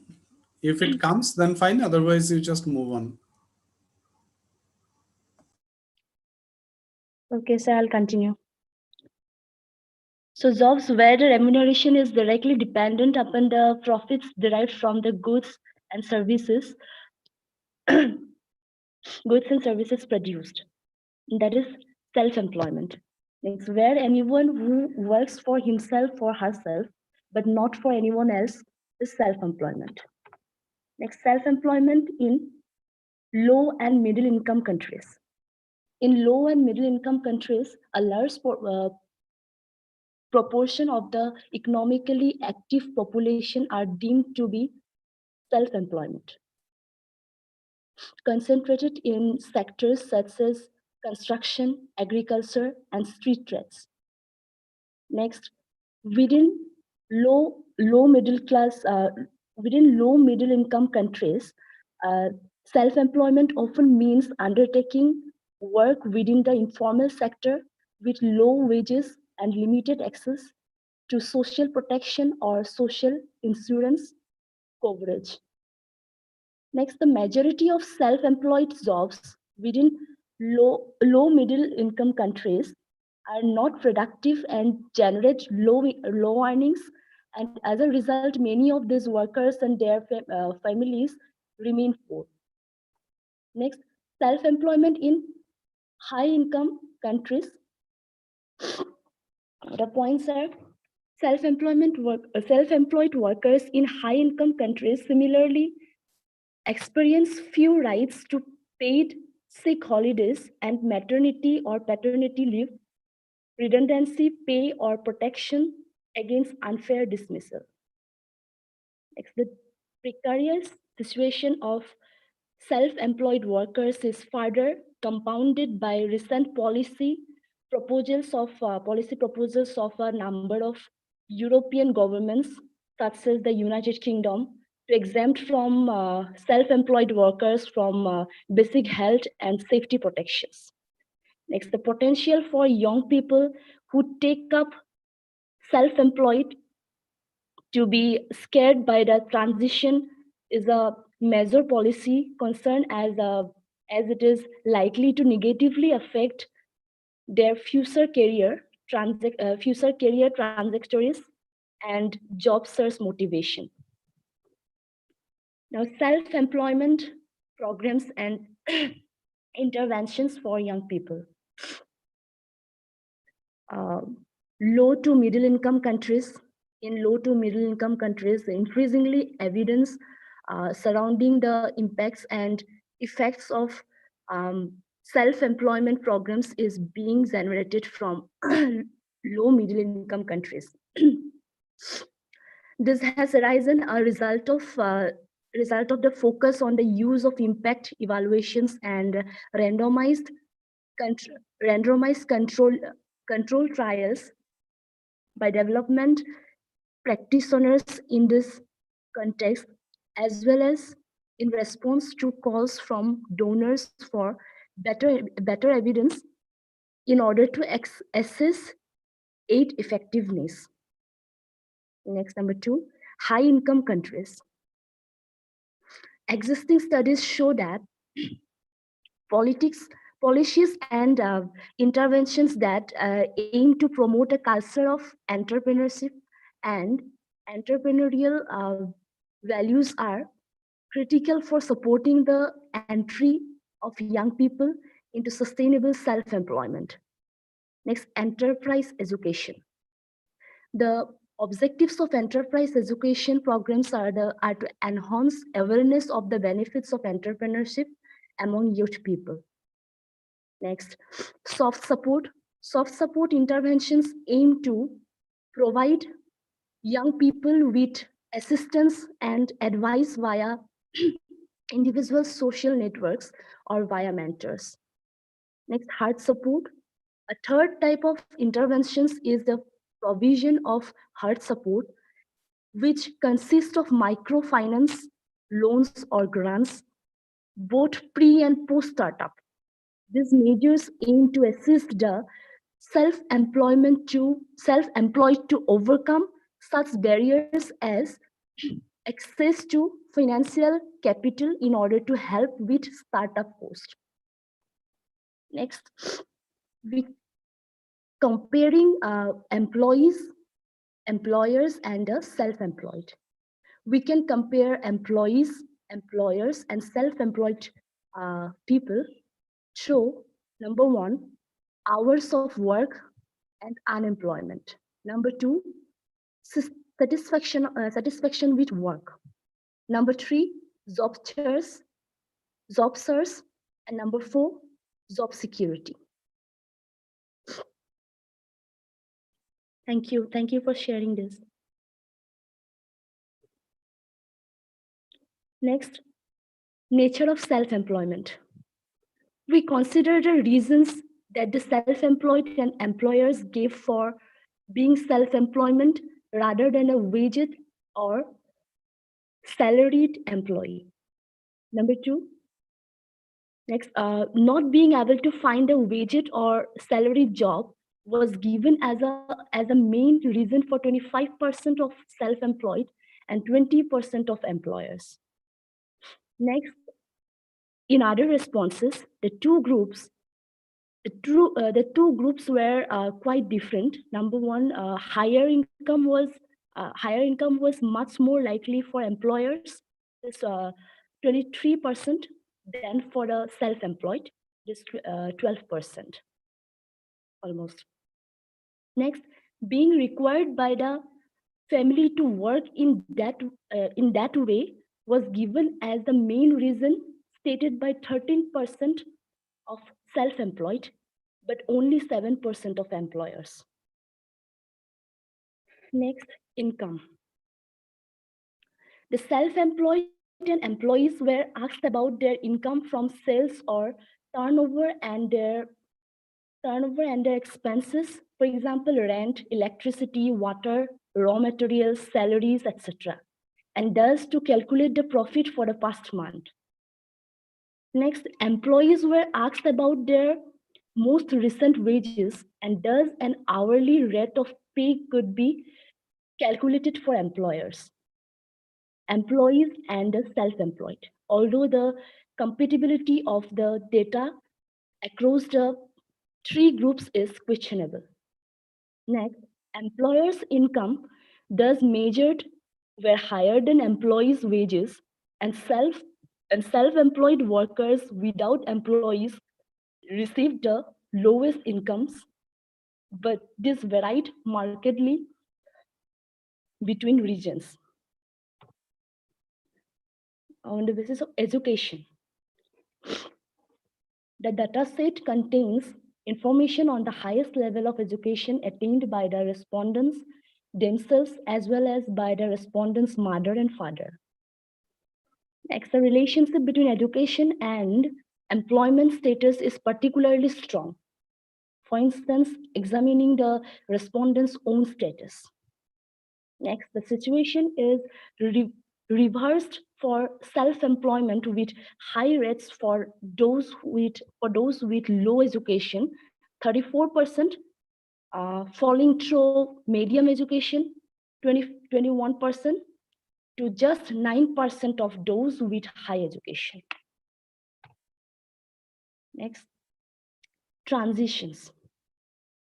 Another strength of the work histories data is that we can examine trajectories as a way of understanding which types of economic status are likely to lead to advancement and which are likely to lead to stagnation of even deterioration in young people's working life.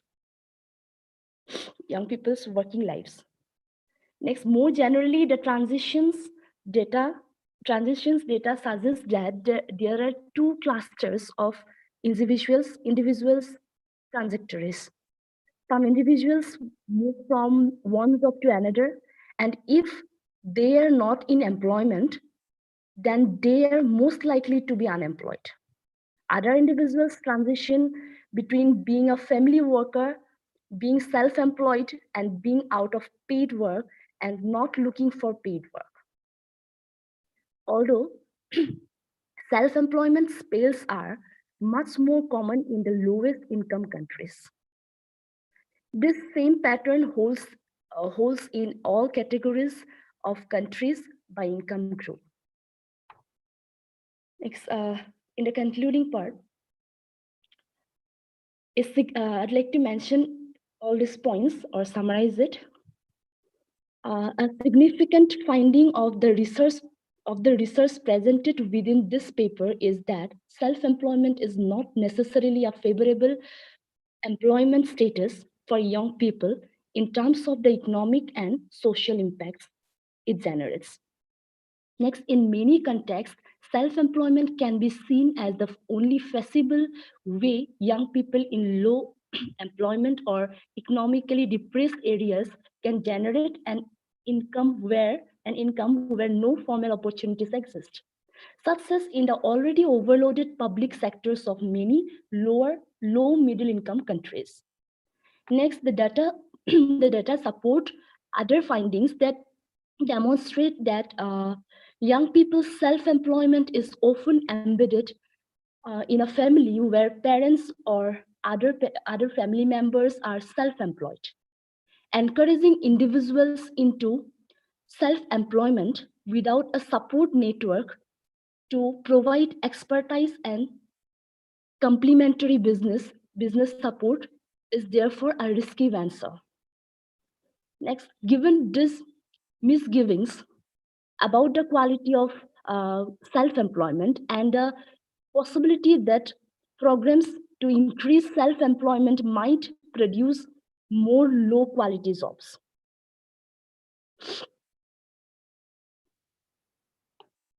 perhaps a focus on the quality rather than the quantity of self-employment would make more of a contribution to development goals.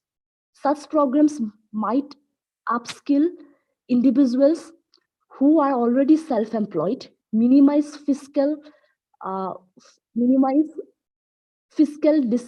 disincentives to business growth, and provide sound business advice to improve resilience and future prospects. At a macro level, countries could review their welfare systems to ensure that self-employed individuals have the same levels of social and economic protection and access to health care and pensions as employees. Thank you.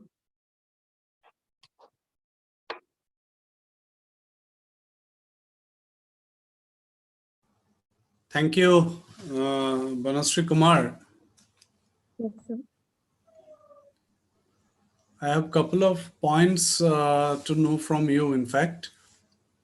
Then I'll make the paper open for discussion. You have made some strong observations on several things, right? Now, the first point that I'd like to know is this. You have made you have put forward some data like 25% will favor self-employment, not favor self-employment, all those kind of data set you presented. The respondents said this and that. Now, whose study is this? Is it your own study or it is someone else's study that you are quoting?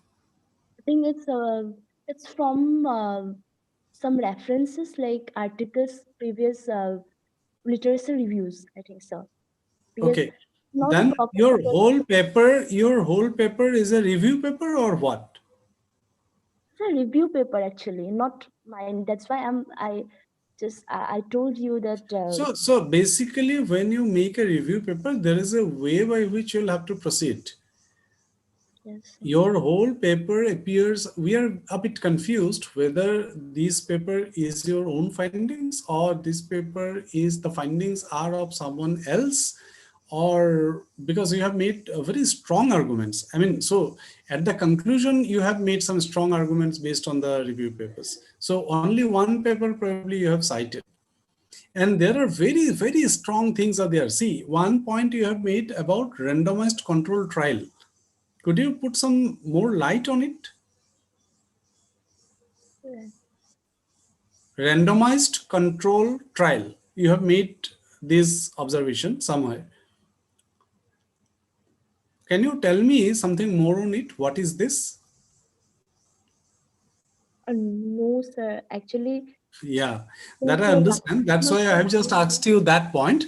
Randomized control trial, a bit technical. If you read Abhijit Banerjee's work, then you'll find what is basically randomized control trial and so on and so forth. So now, basically, the whole paper is, I could not understand. I mean, your title says something different, a philosophical approach to these kind of things. But I studied philosophy up to degree level, but then I left. But I could not, I don't find a bit more philosophical angle into it.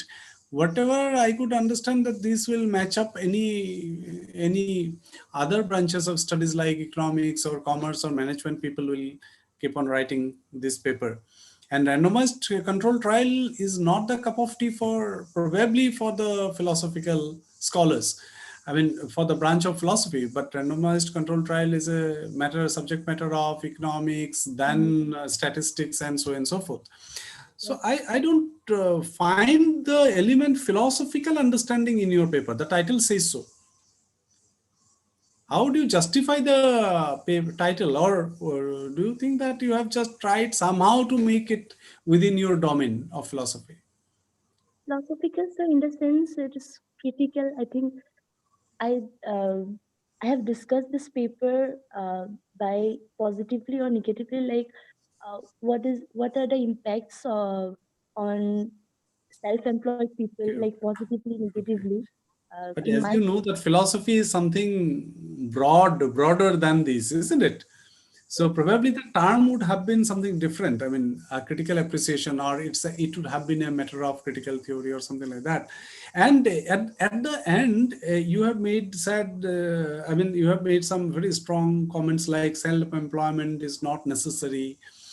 Self-employment is discouraging.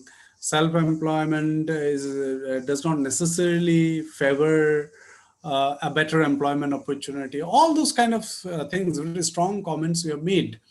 I mean, could you justify these things, or these things are someone else's work? These sentences are someone else, or would you like to justify these sentences? Because in a economy like Northeast or Assam or India, we are talking continuously about self-employment, how we can improve it, and we are encouraging self-employment and so on and so forth. Now, at the end of the day, you have said that self-employment is not good. Self-employment not necessarily provide. Yes, it's fine, but only the thing is this, because this is not the outcome of your own research. So do you stand with these observations, or these are someone else's observation and you don't endorse? That is what I want to know. আচ্ছা যেহেতুকে মানে মই অসমীয়াত ক'ব পাৰে শুনি আছো ক'ব পাৰে মই ভাবো মানে সেন্টেন্সেস কিছুমান বেলেগৰ ইকনমিক্স পেপাৰ বা এইবোৰৰ চাই পেলাই এডুকেশ্যন এইবোৰৰ পৰা বৰো কৰা হৈছিলে কিন্তু ইয়াত মই ক'ব বিচাৰিম যে সেলফ এমপ্লয় বিশেষকৈ আমাৰ অসমত সেলফ এমপ্লয়াৰ্স বা সেলফ এমপ্লয়ী বিলাকক আমাৰ ফেমিলিৰ পৰা যদি আজি আমাৰ ষ্টুডেন্ট এজনে যদি ঘৰৰ পৰা ৱৰ্ক ফ্ৰম হোম লাইক যিকোনো কাম কৰিব বিচাৰিছে কোনো অনুষ্ঠানৰ আন্ডাৰত নহয় বা কোনো বেলেগৰ ইনষ্ট্ৰাকচন নলৈ পেলাই নিজে কৰিব বিচাৰিছে তেলে সেইখিনি তাহাঁতৰ কামবোৰৰ ওপৰত বা তাহাঁতৰ ৰিজাল্টৰ ওপৰত ডিপেণ্ড কৰা নাযায় মানে সাইকোলজিক্যালি আমি যদি বস্তুটো চাব যাওঁ আমাৰ যিখিনি ট্ৰেডিশনেল থিংকাৰ আছে লাইক ট্ৰেডিশনেলি আমাৰ যিখিনি চলি আহিছে আমাৰ মাজত যিখিনি যিটো এটা ব্যৱস্থা চলি আহিছে অসমত স্পেশালি আমাৰ মা দেউতাই বা ফেমিলি মেম্বাৰে বিশ্বাস কৰিব নোখোজে যে সেলফ এমপ্লয় কিনো হ'ব পিছত ৰিজাল্টটো বা কেনেকুৱা ধৰণৰ ওলাইগে এটো যদি আমি ইকোনমিক্যালি নাভাবি সাইকোলজিক্যালি ভাবো তেতিয়াহলে তাৰ নেগেটিভ ইম্প্যাক্ট কিছুমানো আছে যেটো আমাৰ বিশ্বাস নকৰে বা আমি যদি কম বিলিফ সিস্টেমটোৰ ওপৰত তেতিয়াহলে তেনেকুৱাকে আমি ধৰিব পাৰো কিন্তু এনেকুৱা নহয় যে তাৰ প্ৰফিট নাই অবভিয়াসলি যদি কামৰ ওপৰত বা তাৰ মানে ভাল ধৰণে কাম কৰিছে বা তাৰ কনফিডেন্ট লেভেলটো ঠিকে আছে তেনেকুৱা ধৰণে কাম কৰি গলে তাৰ ৰিজাল্টটো যদি পজিটিভ ওলাইছে তেতিয়াহলে হয়তো সেইবোৰৰ ওপৰত ডিপেন্ড কৰি আমাৰ সমাজ ব্যৱস্থাটো চেঞ্জ হ'ব পাৰে কিন্তু যিমান বৰ্তমানলৈকে এটলিষ্ট ইমানখিনি হোৱাগে নাই মই psychological Thank you. Now it's open for discussion. Other panelists and paper presenters may put queries and questions.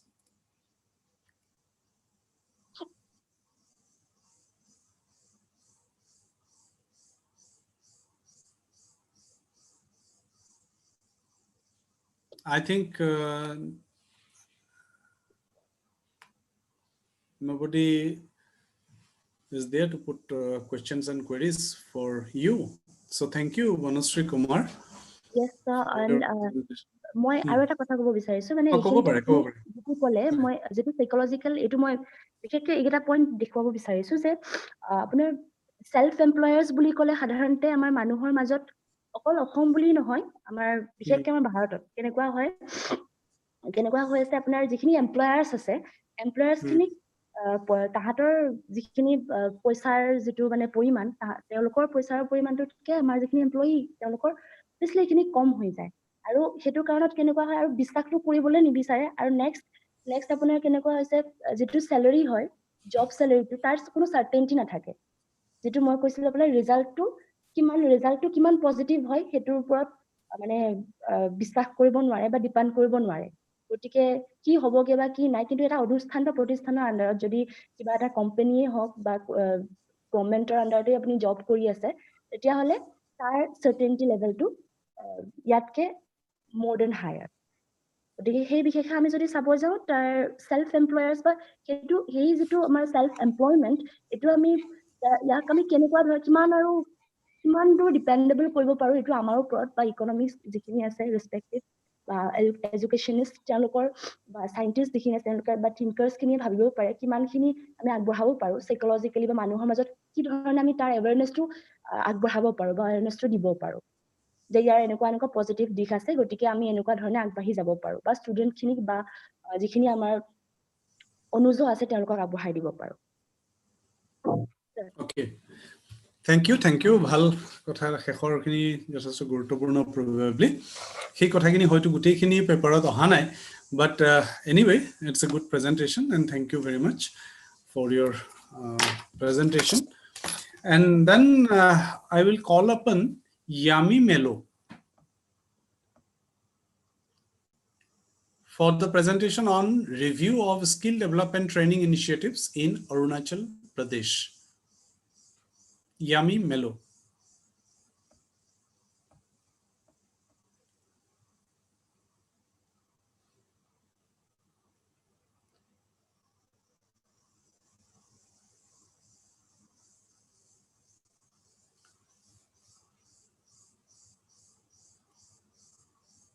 Please make your presentation within 10 minutes.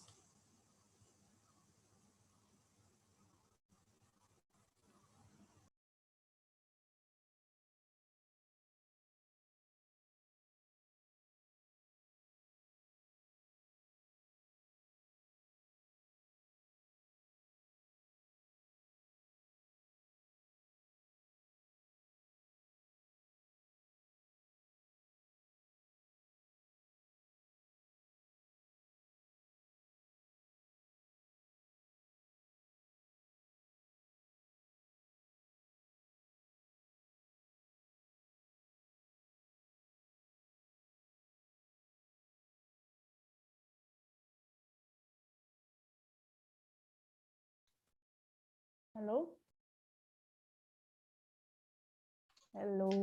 Yes, you are audible. You are audible. This screen PPT is showing or not? Yes, please go ahead. Your time is 10 minutes. Yeah, but I can't see my PPT here. Something here. Okay, I will start. Your PPT is visible. You slide show your PPT. Okay. But from here I can't see my PPT. If it is okay, I will start. Hello?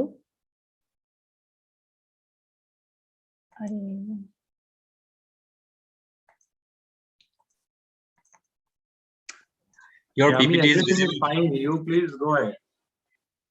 Yeah, there is some technical problem, I think. Or okay, I will start. Okay. Hello, good afternoon, everyone. I am Yami Melo, and I'm going to present my paper titled A Review of Skill Development Training Initiative in Arunachal Pradesh. So I will start my presentation with the outline. So here first is introduction, where I will be discussing about the overview of skill development initiative. Second is objective. Third is methodology, followed by results and discussion, summary, followed by summary and policy suggestion. So as we all know that the importance of skill development is increasing over the years.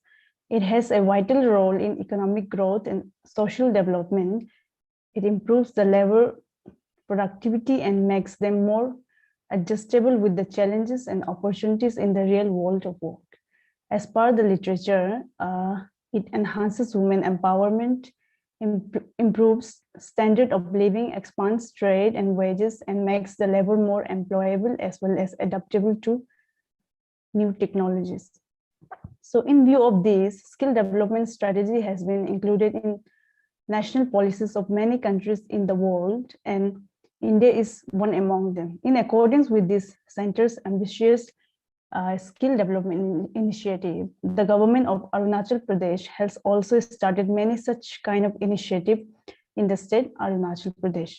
So with this backdrop, the present study is trying to look into the status of skill development initiative in the state, along with the outcomes of those initiatives.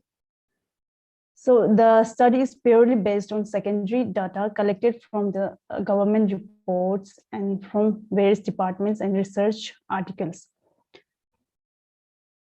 So based on this secondary data, I have presented the results and discussion, and from the secondary data, it is found that government has implemented many such kind of initiatives, that is skill development initiative in the state through its various departments.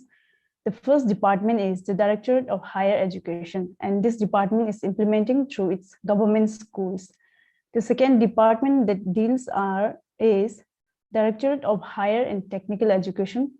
These are especially for higher and technical education, and this department is providing training through its polytechnics, and we have 7 polytechnics in our state.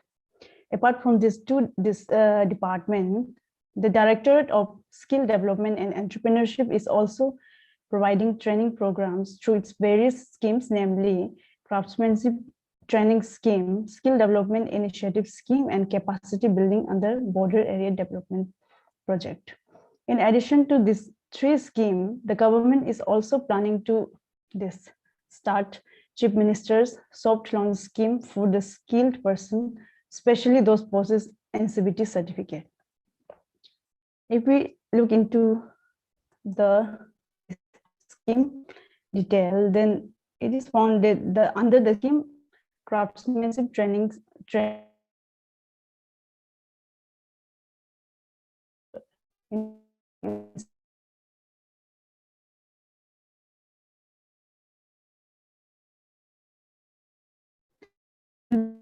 offer this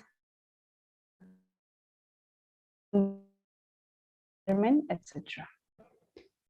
Under the scheme, Skill Development Initiative Scheme, the trainees were selected through the state flagship program called Job Mela and sponsored to various registered vocational training provider for further training. And as around 5,000 trainees were trained through this scheme, and among them about 73% have completed their training, and the rest 14 and 12% were undergoing training and dropped out from the training. So the third is capacity building training under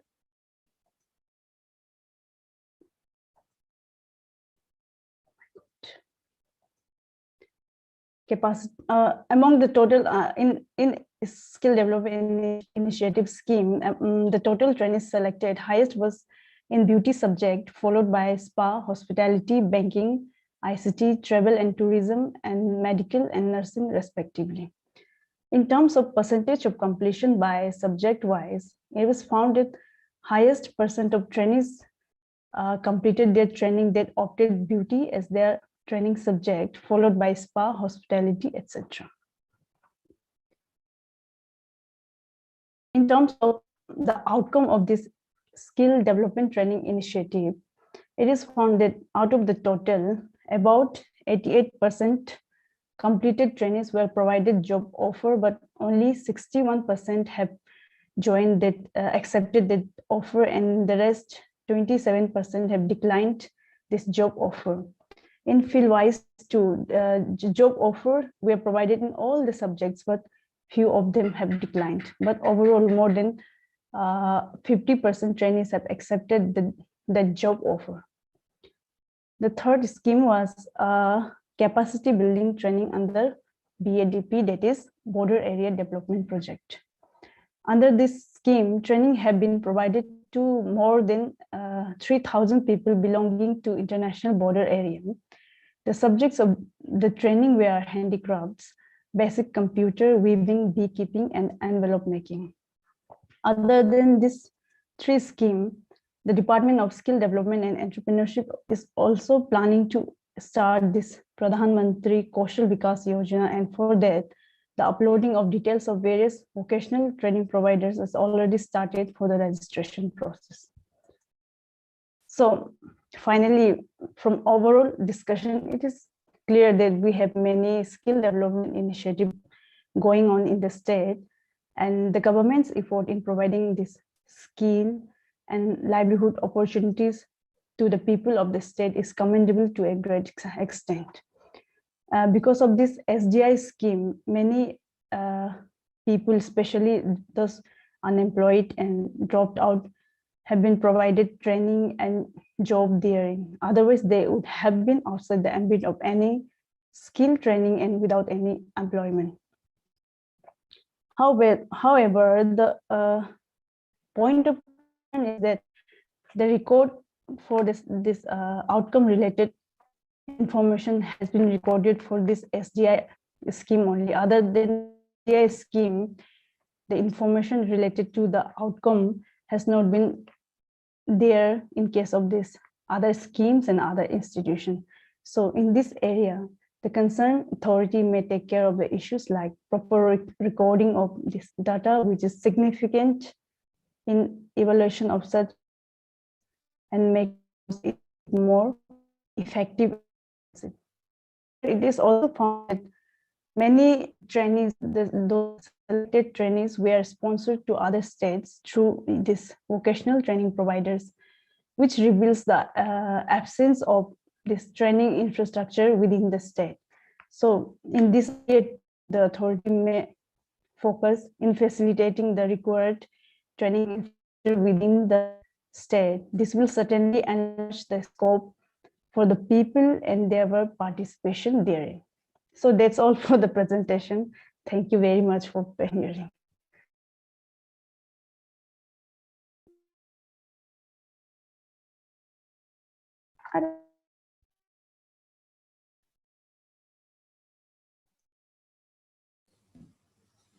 Thank you.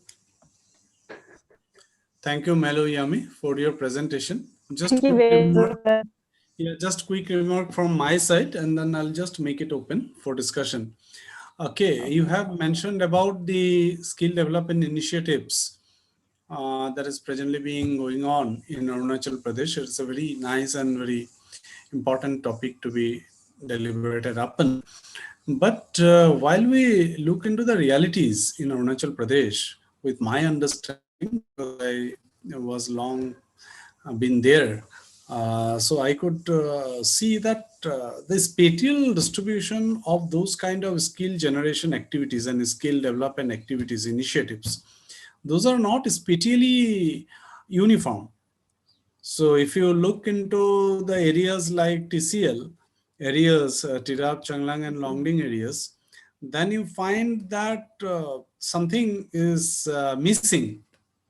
Even the first college in TCL area came in only 1997. So how would you like to see the spatial variations in those kind of skill formation, number one? And number two, that while we see the skill initiatives, skill development initiatives, we find only the skills which are something like, that envelope making and these and that, and not the high-end skills. So we are talking about in the Internet of Things, we are talking about industrial internet and all those kind of things. So there should be some proportion of skill formation and some proportion of skill development in high-end skill also. So how would you like to react to that? Number two. And number three, in a state like Arunachal, where we have some geographical problem of communication and all, only skill development will not do, but at the same time, we should be able to integrate the value chain. So there are different dots, we'll have to connect the dots. Say, for example, if a person in Mechuka or if a person in Laju, we provide them with some kind of skills, then how we can integrate it with the national and global value chain so that their skills are meaningfully tapped. So, I mean, these three things are very vital. Number one is spatial distribution of skill development initiatives. In some areas, don't find those kind of initiatives taking place. Number two, what is happening with the high-end skill formation? And number three, how do you like to address the issue of global value chain connectivity? At least not about global, but at least national value chain connectivity with the value chain of Arunachal.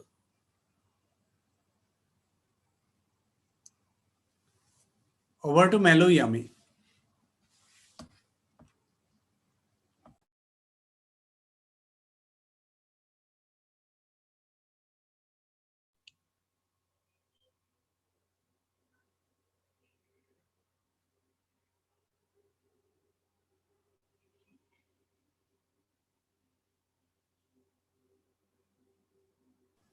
Hello, Melo, unmute yourself. Unmute yourself. Melo Yami, unmute yourself. Yes, I did, sir.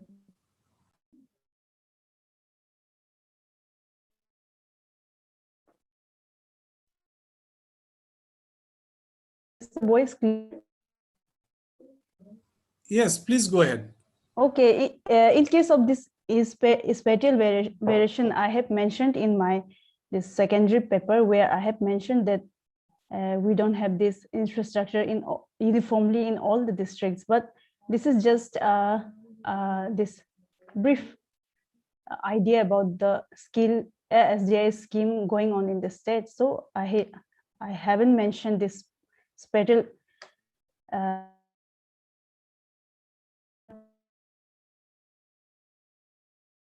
work that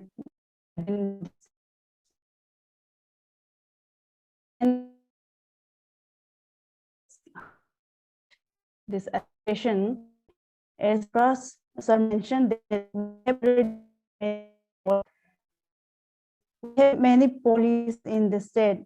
I think this the focus must be, as I said, the focus must be in improving those existing policies, and this SGI scheme, especially for the dropout early.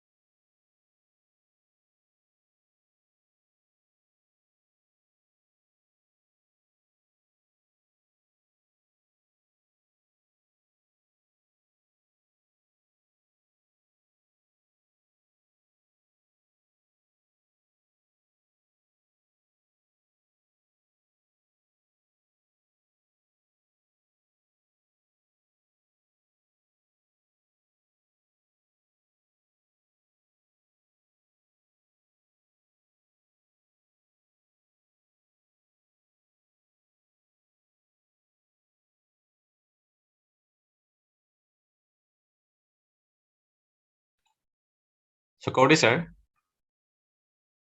probably she has lost the connection.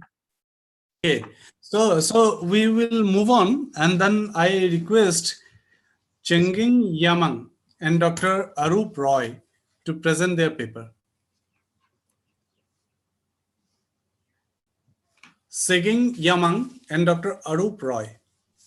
Yes, Your time is 10 minutes. thank you, sir.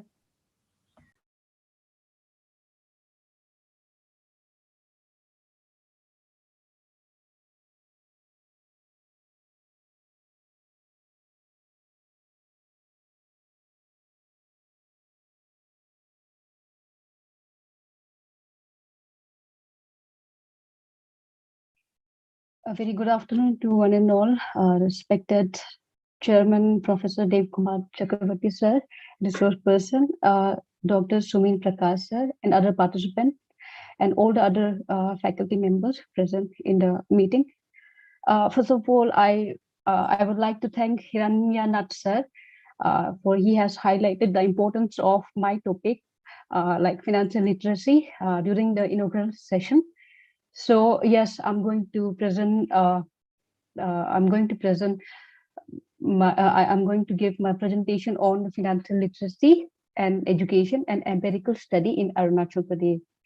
So to begin with, I'll just give a brief introduction about the.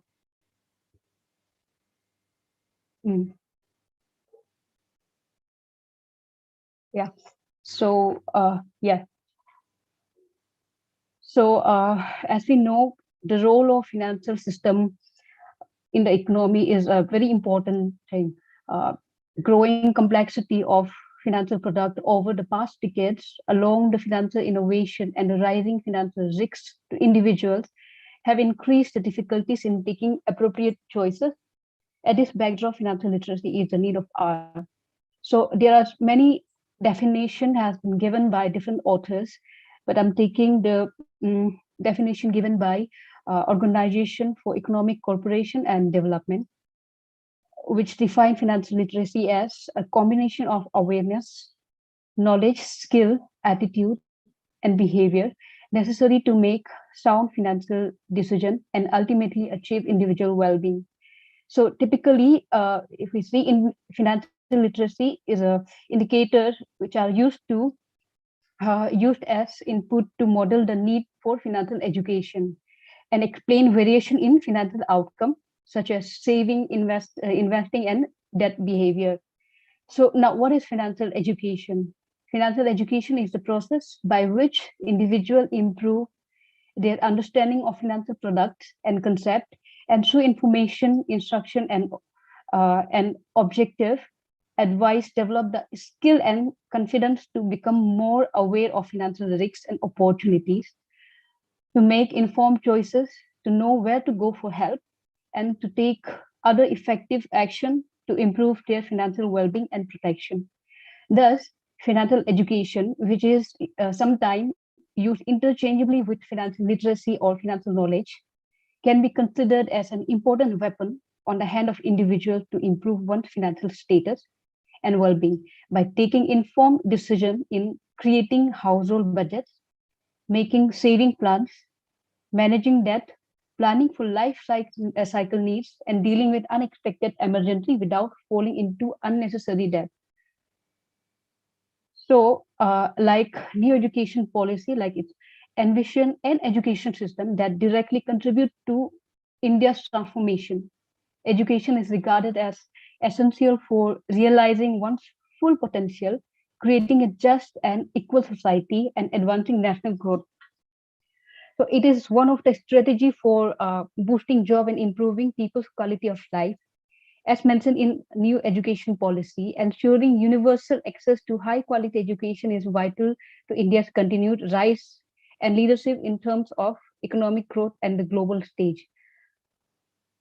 But however, while training individuals in various subjects for their foundational skill, it is crucial that we do not overlook another critical competency, that is financial education. So in this context, it is important to know how financial financial literate people are, and how education it can influence the level of financial literacy. So moving on to literature review. So I have divided literature review in 3 parts. In first part, we have status of financial literacy. So here, different authors, different researchers, they have they have assessed the level of financial literacy. Please skip the literature review, otherwise you will run out of time. Yeah, okay, sir.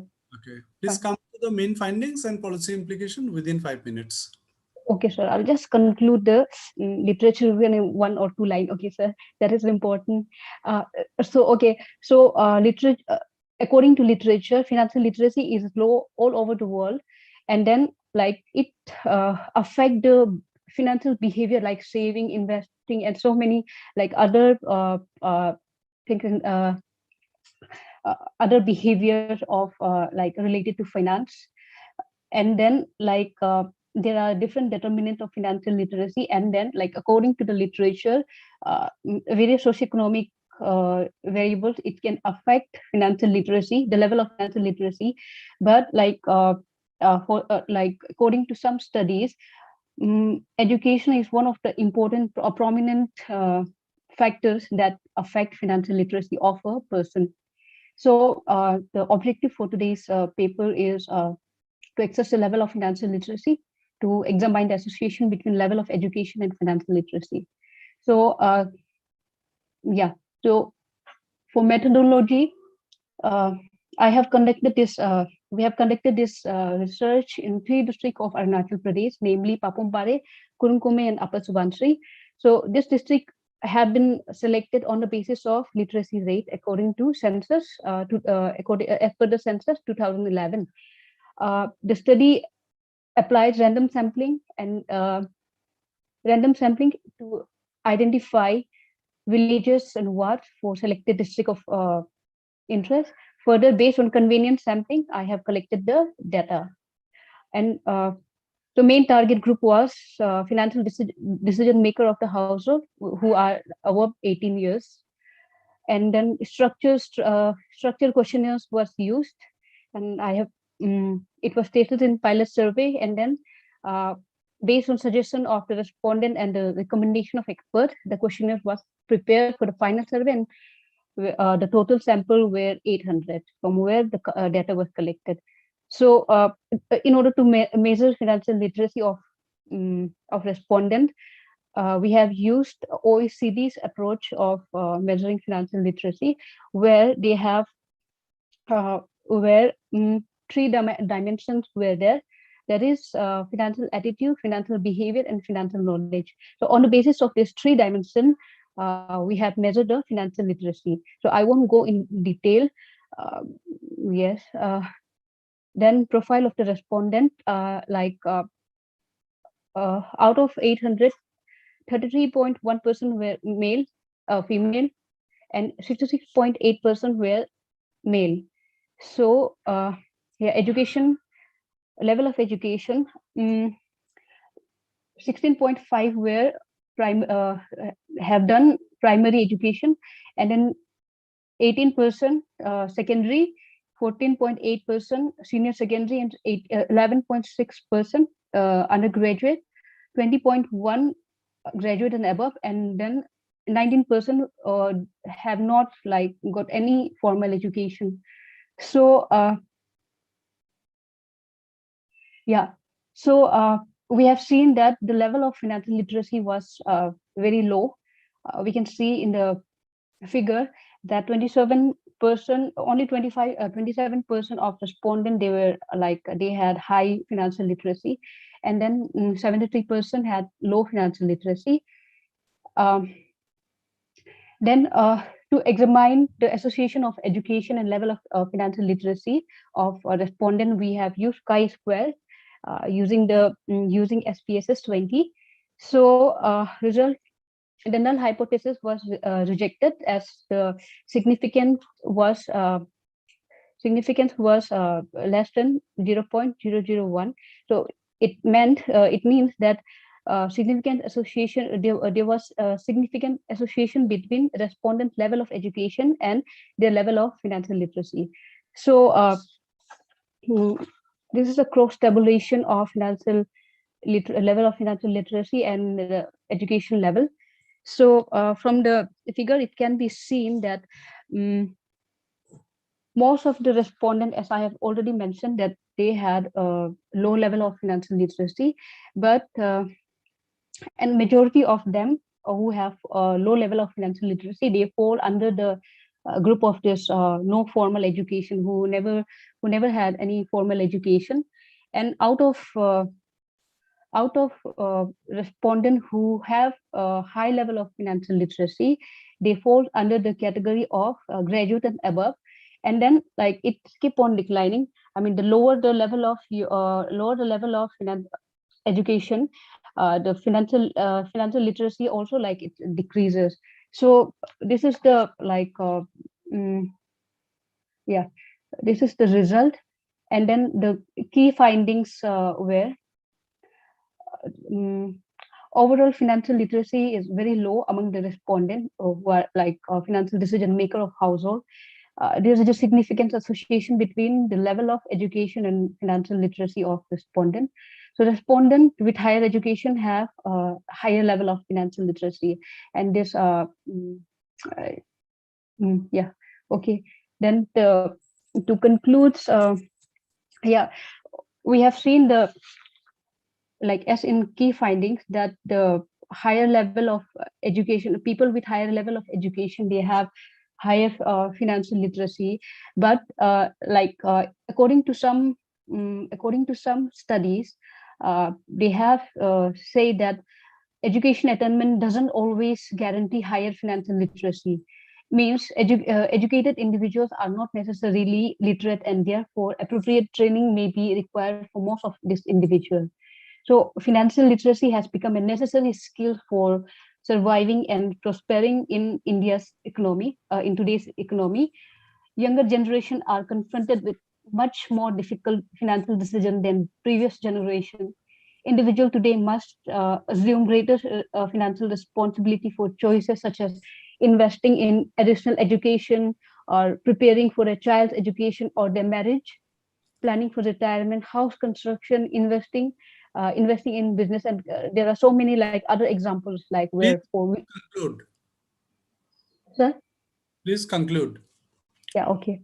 So so therefore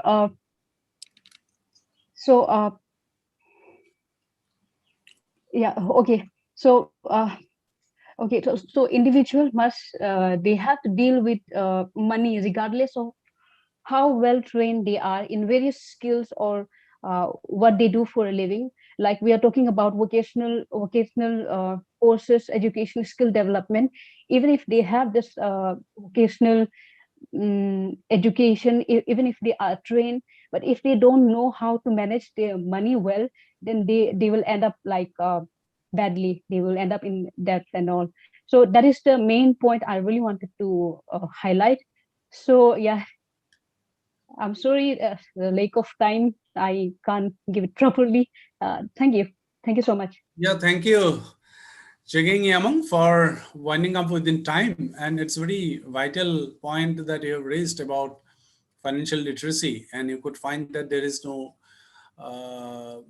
need not necessarily be a relationship between education and financial literacy. It's a wonderful thing, and probably particularly for Arunachal, such kind of a study will give insight to the policymakers for taking the appropriate policies. Now it's open to discussion if someone might be interested in putting questions. Okay, then thank you. Then we'll be just moving on to Chiranjeev Chowlek. Are you there, Chiranjeev Chowlek?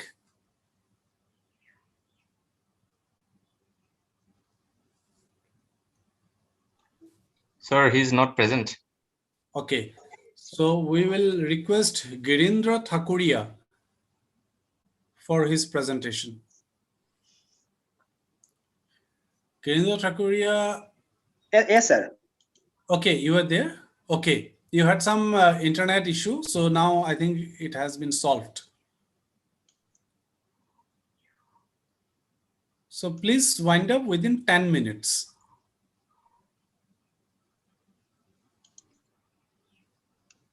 Please continue. Sir, you have seen my screen? No.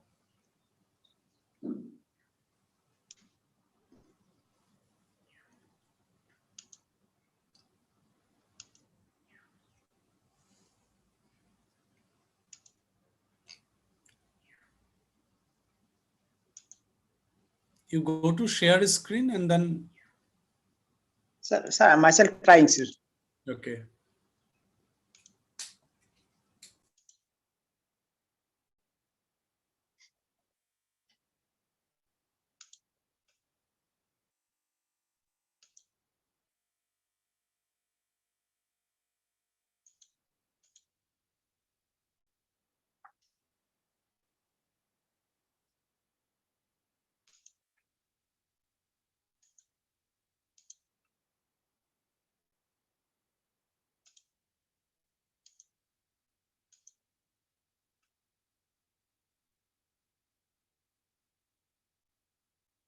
Sir, some problem is arising, sir.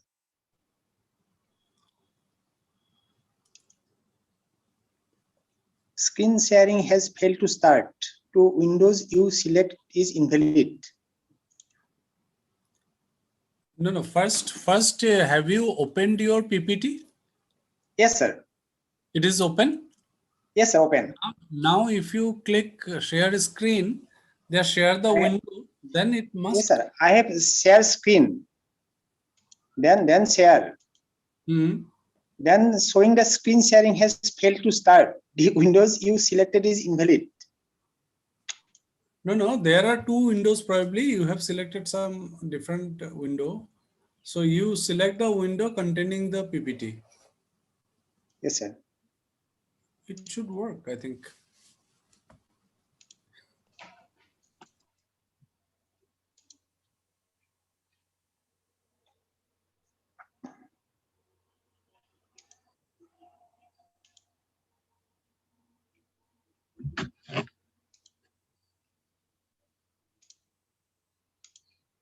There is no issue from our side. So we have allowed the participants to share their screens in the setting. So I think. Yes, sir, this is my. I think this may be my problem. Yes. So without a screen, you can just carry on if you have points to say. So good afternoon, everyone. Myself, Girindra Hakuria from Bikali College. You can yes, open the video at least,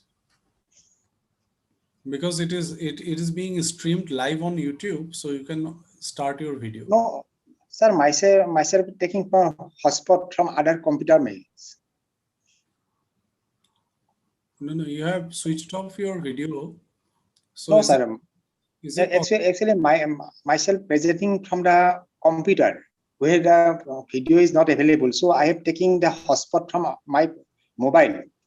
Okay, carry on. So today in the seminar, myself going to present a paper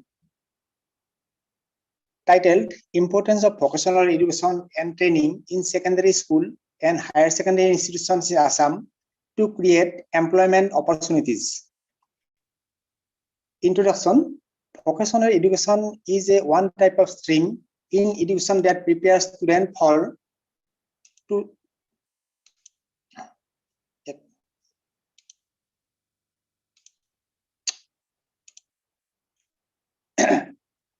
stream in education that prepares students for a work in a specific trade, a craft, as a technician, or in professional vocations such as engineering, accountancy, architecture, law, medicine, nursing, etc. Vocational education creates skills through different types of training. This type of education and training allows students to gain practical experience in their selected career path before they even highly qualified. Students who finish this type of program have the credentials and training they need to get started right away in their chosen career path. Vocational education has witnessed a painfully slow and stagnant growth in Assam. Those government institutions have been practicing vocational training and education their infrastructure are also deplorable conditions. As for example, the conditions of District Industrial Training Institute, which is known as ITI, of Assam are running in pathetic conditions. In Assam, unemployment problem becomes a major problem or issue amongst the educated youth, who have been creating social, political, and economic and insurgency problems. Every year, higher education institutions are producing huge amount of graduates in different programs, but fail to get a job according to their expectations and academic level. Some of them are serving as disguised employment in different capacities. We have not seen any government policy to overcome those problems. In Assam, huge amount of natural resources are available to and fro, but due to lack of adequate skill and knowledge and management, many resources have been wasting day by day. But those resources could have been utilized by vocational training and management. In present-day situation, higher education institutions can play a vital role to develop human resources by giving vocational training and guidance. We can now expect a ray of hope to control the prevailing unemployment problem by opening vocational course in higher educational institutions of Assam and transform the lives of millions of youth of Assam.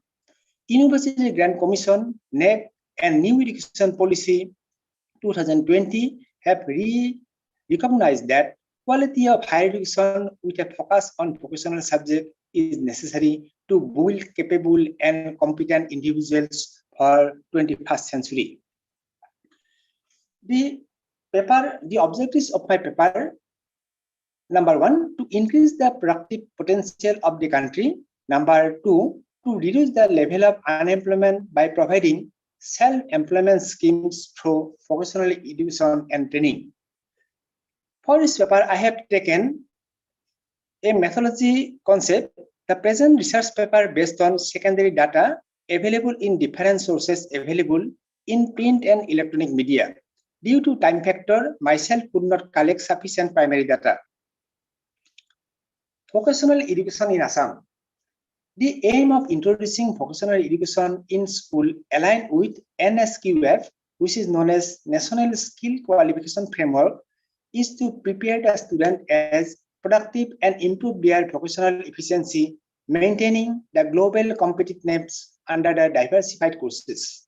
The main objectives are to cater the gap between demand and supply of skilled manpower aligned with the academic institution and industry and reduce the dropout rate in school in Assam.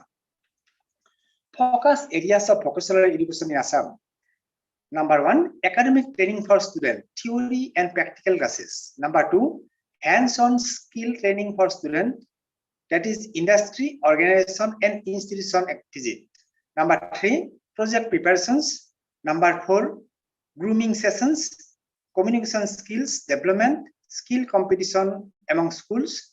And number last is that student certification, joint certification, state board, and national skill development council. Assam government has introduced a popular mission as Assam Skill Development Mission, ASDM, since 2017. Since then, society has been working on skill employment and entrepreneurship development and targeted to give appropriate skill to 1.50 lakhs unemployed youth in a year. The mission of the ASDM is as follows. Number 1, employability-based skill training will be undertaken from state budget. Number 2, skill for self-employment will be from state budget. Number 3, entrepreneurship development scheme with special focus on construction, fisheries, dairy, food processing, sericulture, bamboo, etc. with microfinance guarantee to adopt. Next, training will be 50% residential and 50% will be from non-residential. I have prepared a paper and I have some suggestions and recommendations. The researcher has made the following suggestions and recommendations. Number 1, the researchers feel that in order to plan, promote effectively, regulate, develop, and popularize the vocational education and training and skill development sector, it is essential to create an administrative structure and framework through the state legislation. Number 2, researcher believes that separate umbrella or enabling act for establishment of a vocational university is required to be enacted at a state level. The act should be enable the state to establish one or more vocational universities in a private-public model. The research feel that comprehensive vocational education and training act must be formulated for state of Assam. Number next, the researcher recommend that creation of a separate quality council for Assam, that the creation of such regulatory bodies, including the Commission, Accreditation Board, and Quality Council, will help in integrating the vocational education and training sector. Number next, students should be given choice of many more vocational subjects to offer. It would be desirable to offer non-technical vocational subjects in the high growth sector also. Please conclude. Options of various, sir. Please conclude. Next is that it is recommended that each college school providing higher secondary course vocational should have a placement cell, entrepreneurship development cell, and finishing school department. Number next, teacher training is required to orient the vocational teachers to the new teaching learning methodology scheme and curriculum. The last point is that higher enrollment into the vocational sector will reduce the burden of conventional colleges, that is where the arts, sciences, commerce is available, and universities, and will open new opportunities of learning for students. Vocational universities should be provide vertical mobility to students in vocational stream by offering bachelor, master, doctoral program in vocational students and studies, and offer various specialization as required by local community and industry. Thank you, sir. Okay, thank you, Thakuria. Sorry, sir, for the screen sharing technique, sir. No issue. We are accustomed with such kind of myself several times trying, sir, but failed. Why okay, I have failed? I kind of no issue. We could get the pulse of your whole paper. So it is now open for discussion. Yes. If anyone would like to put queries and comments, that will be welcome.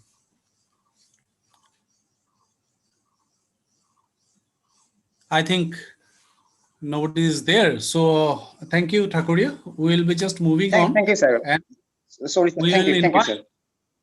We will invite Ruby Das for her presentation. Am I audible, sir? Yes. Your time is 10 minutes. Please stick to your time. Okay, sir. First of all, good afternoon to today's chairperson, Kumar sir, and resource person, Sumin sir, and all the participants present here. My topic is impact of vocational training courses on weavers, a study of Tirap district in Arunachal Pradesh. I am an MPhil scholar from Rajiv Gandhi University, Department of Economics. I would like to start my paper. So, weaving is one of the well-known activity in Arunachal Pradesh. It is regarded as the way of identifying their culture and traditions.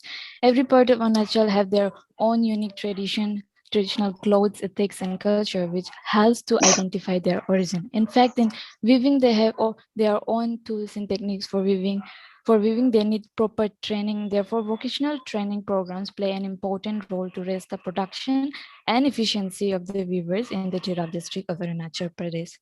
Most of the weavers acquire their skill as apprentices with other weavers or family members.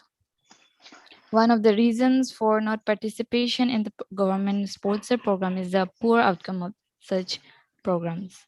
My objectives are to discuss the impact of training centers for weavers, to explain the status of weavers in Tirap district, to check the problem of weavers and highlight them. My methodology, the study is based on primary and secondary data. Impact of training center.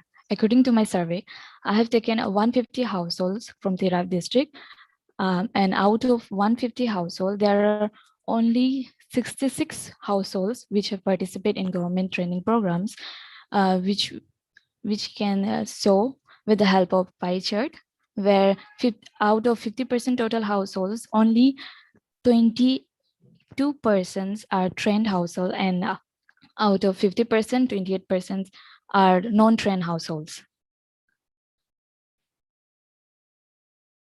And status, my next topic is status of weavers. Weavers in Tirap district face many difficulties. There are no proper knowledge about weaving, and no such government program exists which could lead them to increase the interest and production in weaving. It is found that weaving is not the primary source of income for them. Rather, it considered as an additional activity. Number of people occurs in this problem occurs in this region, like improper marketing channel, low demand, and lack of raw materials, which directly affect the outcome of the weaving. So I like to conclude the paper. Weaving activities in Tirap district is very poor. As we know, there are several programs and schemes which still unimplemented in this district, and people are unaware of that programs, like national handloom programs, yarn supply schemes. They're unaware of this. Therefore, and there is also a problem of market channels. There is improper marketing channels which exist in that district. Because as we know, in all the in Arunachal Pradesh, there is 89 craft centers, and out of 89 craft centers, there are 886 trainees. And when I go to Tirap district, there is no trained households are there in the Tirap district. So I like to conclude. Thank you. It's quite disheartening to see that in Tirap district, many people are unaware of these programs. Thank you. Okay, thank you, Ruby Das, for your nice presentation. I have a couple of points that I would like to put before you. See, your title says something, and your content is something different, if I am correct, because you say that impact of training on weaving. Yes, sir. Now, at the end, you have seen that in Tirap district, none of the household you could find that the beneficiaries of government schemes of training. Yes, you say that nobody is there, though that particular household has received some kind of training from the government. Then I don't understand how you could try to relate government training or the training of any NGO or any other organizations, training on weaving efficiency or any kind of productivity or anything. How would you like to translate that? That's number one. Number two, whenever you want to see the impact of training on weaving industry, so obviously few things comes in our mind. What happens to the productivity? What happens to the allocative and other resource efficiency based on the training? So that part is totally missing. That what is the impact of training on productivity? What is the impact of training on efficiency? So maybe you should have talked about other aspects like what's happening with the productivity in terms of total factor productivity or other aspects.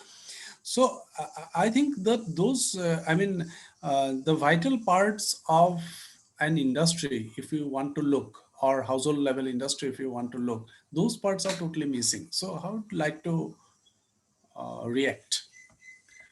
Okay, sir. Yes, there is craft centers, but if we improve the vocational training systems in all the education institutes, then they can improve the productivity, because there is only, I think, one craft centers where people are unaware of such programs. And in that craft centers, they provide some stipends, which is also unaware by that peoples. They are unaware of this stipend facilities and schemes, and even some of them are even unaware of such craft centers in that region. That's why if they provide some vocational training in education systems and institutes, maybe they understand the overall programming systems and importance of vocational trainings and weavings. Because in tribal life, weaving is the most important thing for them. But when it's come to produce them or play an important role in that, they are unaware of all these, and because of marketing channels, improper marketing channels, they like to prefer agriculture more than weaving. Okay, thank you. Thank you. Sir. Now, anyone else would like to put comments and suggestions or any queries to Ruby Das? I think there is no one. So thank you all the paper presenters for cooperating me with this particular session. And it's a wonderful time that we have spent, and we have talked about the performance of government schemes. We have talked about skill generation activities. We have talked about demand supply gaps, mismatch. We have talked about gender issues. We have discussed some issues relating to some remote areas like Tirap district and other Arunachal. So I think those will be a very wonderful thing, and the organizers will take note of the suggestions and policy implications. Those are included in the papers, and those will be put forwarded to the concerned government departments for policy implications. So I think wonderful presentations from all of you, and I wish everyone all the best for your future researches. So thank you. Now it is over to the organizers. Thank you, sir. I offer my sincere thanks to Chairperson, Professor Kumar Chakraborty, sir, and Resource Person, Dr. Sumin Prakash, sir. They have given their valuable time in sharing their knowledge with us.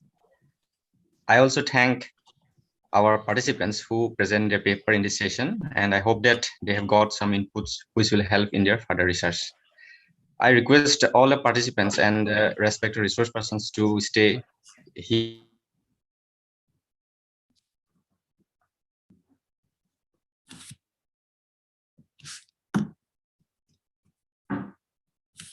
So you are requested to stay here. I hand over the session to Mr. Dibrugarh Gogoi. Yes, yes. Okay, thank you.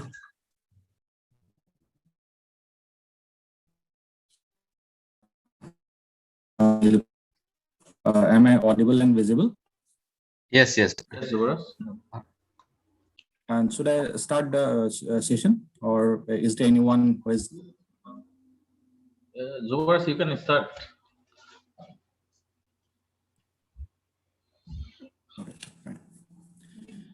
So, good afternoon, everyone. I welcome you all to this valedictory session of the Naac sponsored National Seminar on Vocational Courses in Higher Educational Institutions and New Education Policy, Issues, Policies, and Way Forward, organized by IQAC Gurgaon College. Today we have with us Honorable Principal of Gurgaon College, Dr. Vocational Mohanto, as the chairperson of this seminar. I welcome you, sir. And in the distinguished list of panelists, today we have with us Professor Kumar Chakraborty, Professor Hiranya Kumar Nath, Dr. Sumin Prakash, Dr. Pranjal Buragohai, and Dr. Anup Kumar Das. I welcome you all. So now, may I request Dr. Vocational Mohanto, sir, to share his views as the chairperson of this seminar. Over to you, sir. Thank you so much, Dr. Yuvaraj Gogoi. Very good afternoon to you all.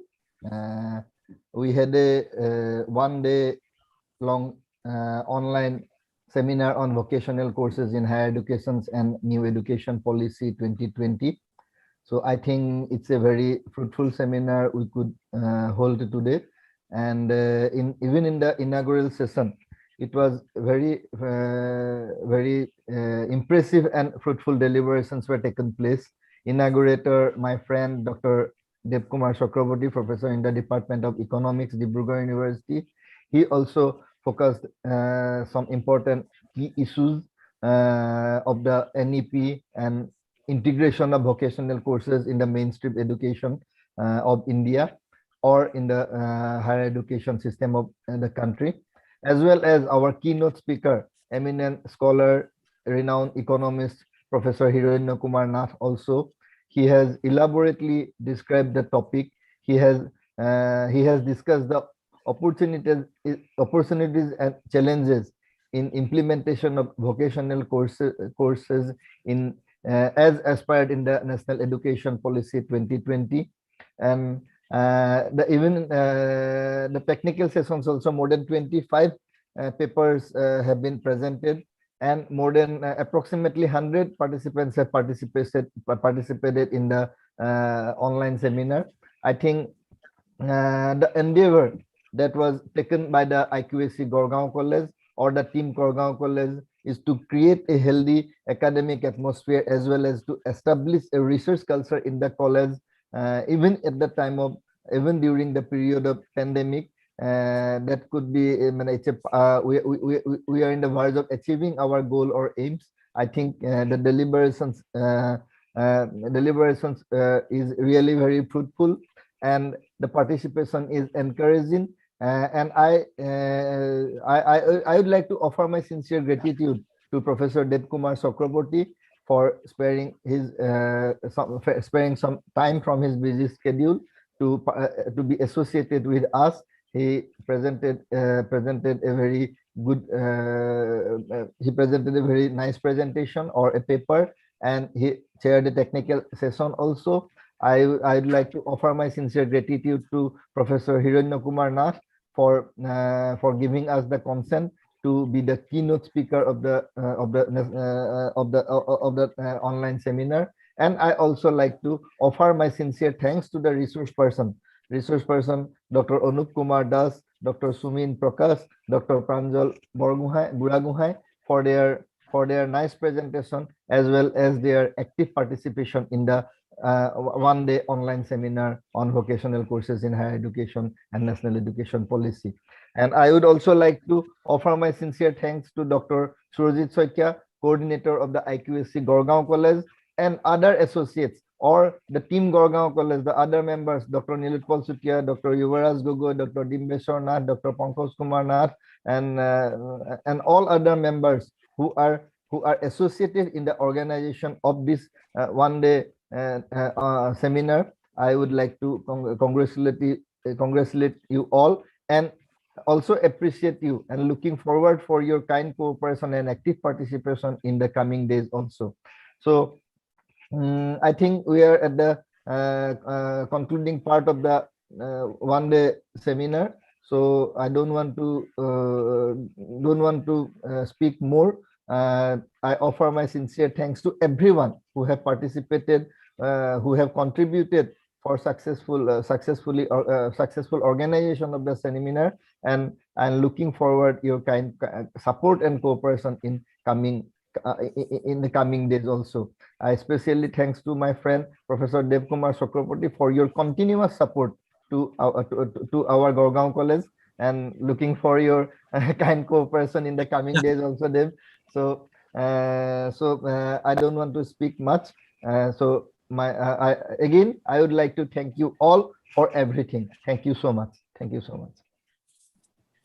Thank you so much, sir. That was so generous of you. Now, from the panelists, may I request Professor Kumar Chakraborty, sir, to share his feedback about today's seminar. Over to you, sir. Yeah, respected principal and faculty members and respected participants. In fact, it is a wonderful time today. The whole day I spent with the panelists as well as the participants. Many things came up within our discussion, and I think we will be able to share our understandings with the policymakers in the form of some policy documents and all in the days to come. And only a few things that in my mind will be very beneficial for anyone and everyone if you like to start up some programs on vocational training and all.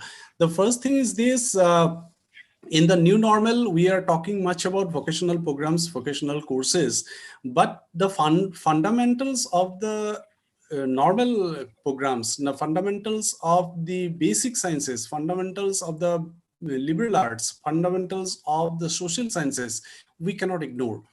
Because the political science or sociology or economics tells us how to argue. And if our arguments are not fine-tuned, whatsoever the vocational education we provide to a person, that cannot be perfect. Argumentation will have to be solid. So the basic science, basic social sciences, the general humanities, the liberal arts will have to flourish, will have to be developed, and that should provide some kind of complementaries to the vocational education system. Say, I can argue because say a topic is given to me, I can argue in a very comfortable way because we have studied social sciences. So similarly, you can argue in a better way if you have the understanding of basic sciences. Now, vocational subject will have to be fine-tuned within the architecture of the basic subjects. Otherwise, we will just prepare someone mechanically, and that will not be 100% successful. That is one observation that came up in our discussion. And then manpower planning is a must. Otherwise, we cannot project what is the requirement for the future, and there will be wastage and all. Manpower planning should be in a prospective way. We'll have to prepare it for the state as a whole, and then input-output analysis will have to be done.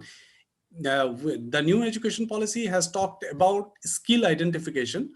So skill identification cannot be a single sector analysis.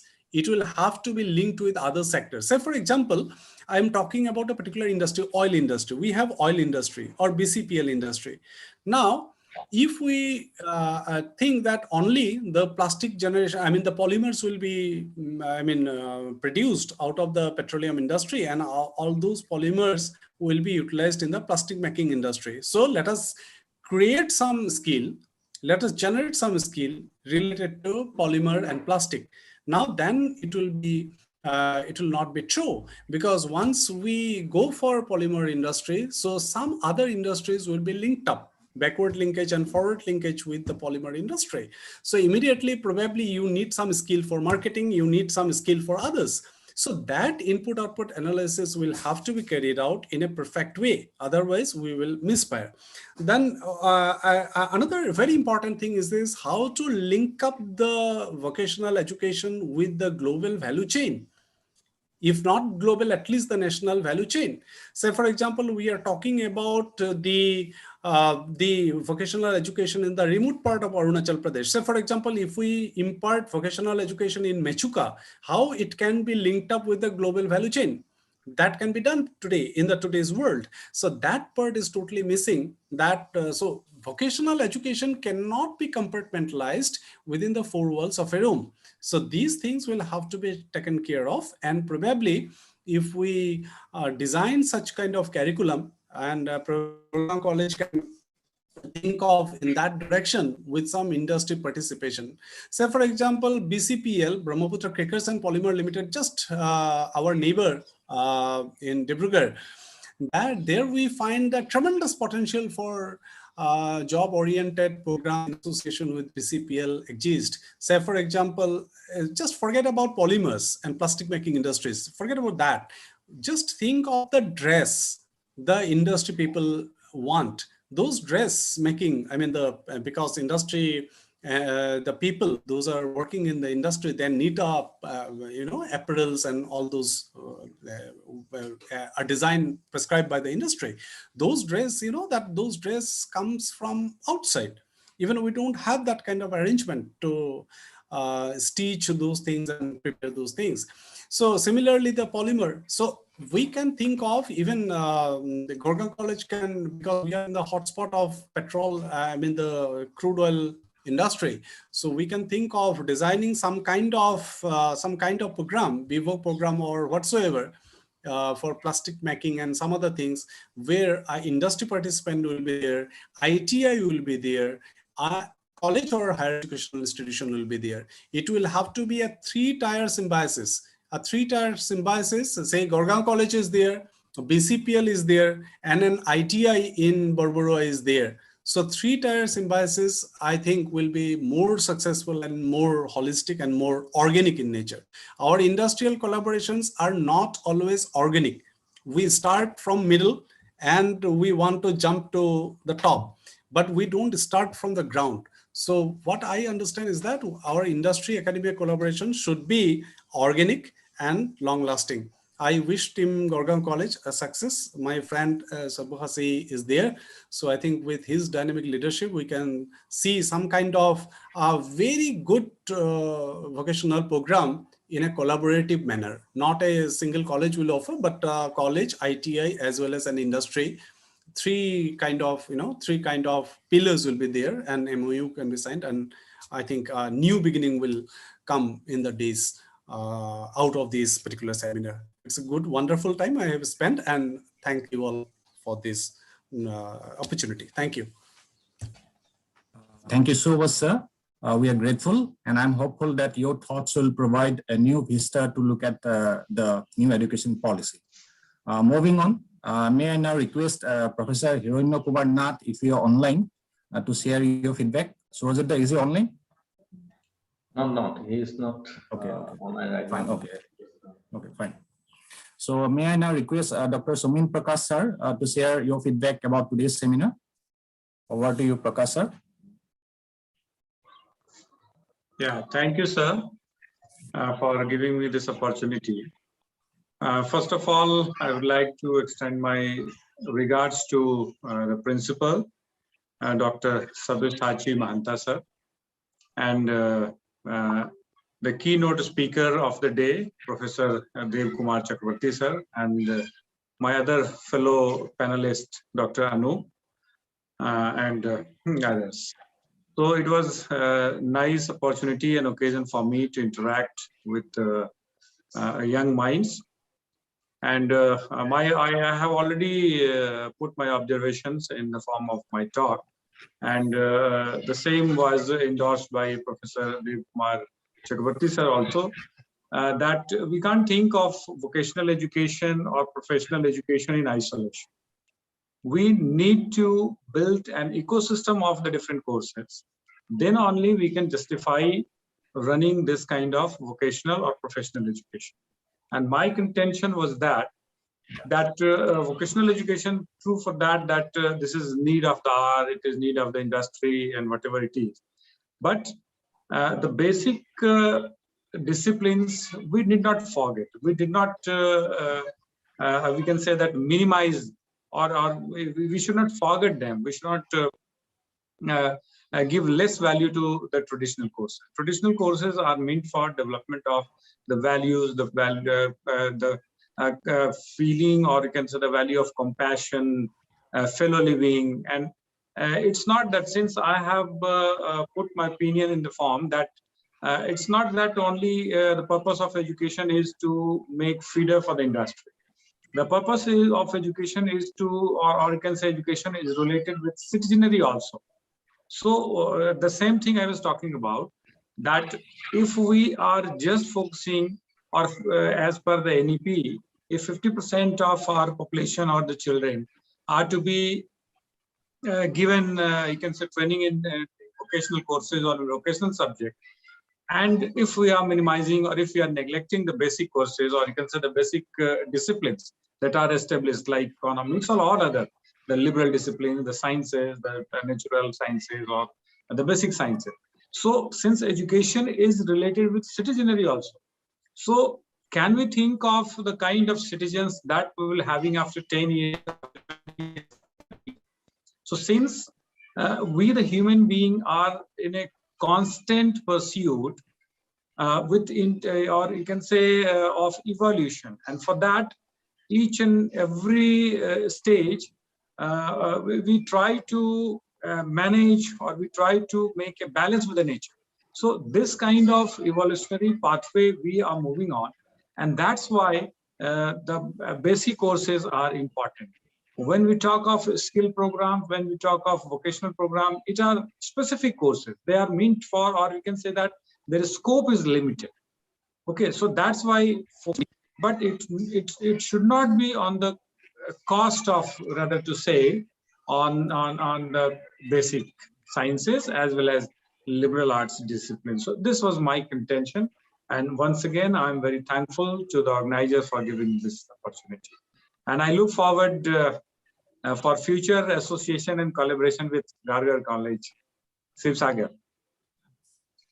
Thank you. Thank you so much, sir. And from our side as well, we also look forward for your participation in such endeavors.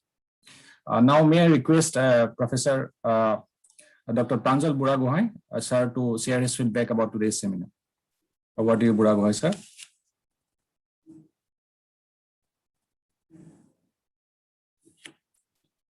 Pranjal, sir, are you?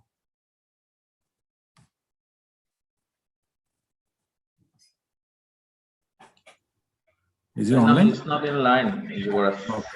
Okay, fine.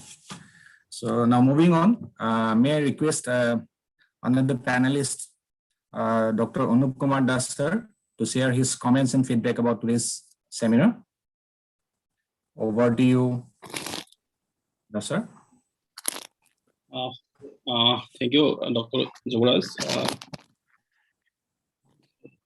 Respected Principal Sir, Gurgaon College, Chairperson Mohanto Sir, and DK Goswami Sir, Prakash Ji, and Buragohai Sir, Pranjal Buragohai Sir, and all the participants and organizing committee.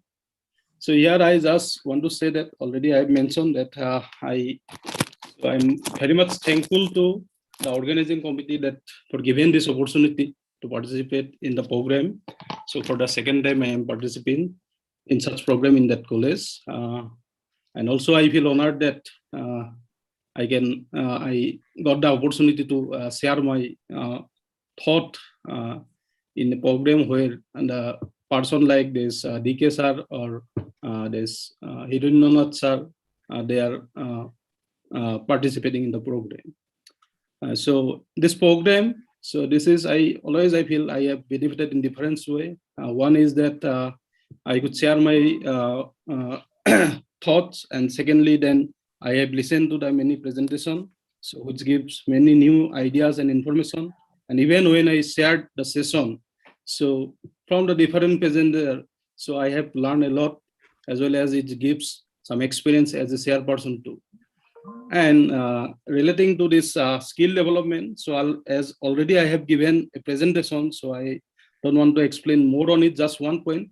So from economic point of view, so as I belongs to that discipline, so we know the importance of skill development because we know the role of human capital in our economic development. So that actually, that means there is a great role of skill development, especially in our country, because we have a lot of youth, we have manpower. So although population growth, it is these has many disadvantages, but in other side there is also advantage in the form of manpower. So we have manpower, but problem is that we have lack of skilled manpower. So if we can skill all this manpower, so it will contribute a lot to our economy as well as to others also. So we must think on it, and already there is a reform in this education policy, that new education policy adopted, and different initiative has been taken to extend this skill development, but practical problem, especially in country like India, which is a developing country. So we have lots of limitation. So always there are many good initiatives taken, but practical problem is that it's implementation. So how can, to what extent we can implement it effectively? That is main thing. So because there are lots of challenges, so we have to the stakeholder, so they should focus on it, on this, that. So whatever is the initiative taken, so how effectively it could be implemented. So ultimately, so its benefit is the main thing. It's that will define, actually, that will reflect the effectiveness of the policy. So on that, we should focus. So in our level, as well as the stakeholder or the government also. So I think, and in days to come, if needed, there may be more focus on that area. So that is the limitation. So let's see in days to come how much we can achieve it. But there is no alternative. We must agree on it that. So it is very important, very much essential for our, especially our youth generation. So again, once again, I would like to thank the organizing committee. So now it is over to you. Thank you so much, sir, for sharing your thoughts about the pros and cons of the new education policy. Now, may I request someone from the participants to share their thoughts, comments, suggestions about the seminar? Any volunteer, please? Someone from the participants, please do share your feedback about how you find the seminar. Anyone?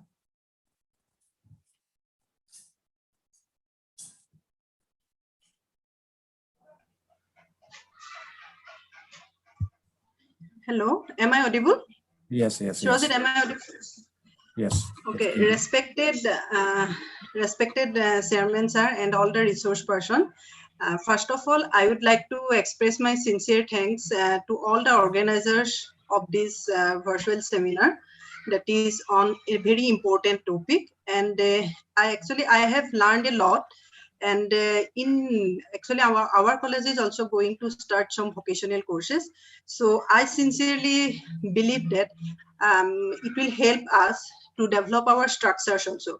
So I would like to thank all the resource person, Professor Kumar Chakraborty sir, Professor Naac sir, Sumin Prakash sir, and all the resource person for their insightfulness and for their deliberations. Thank you all.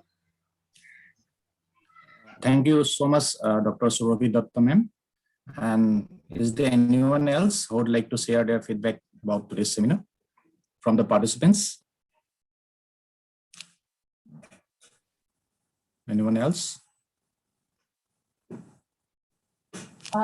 Even from my side, I really want to thank the organizing team and all the resource person and chairman. Even when I heard about the seminar, when I start thinking about the team and to connect with the team, I myself, I have started thinking so many things, so many ideas come to my mind.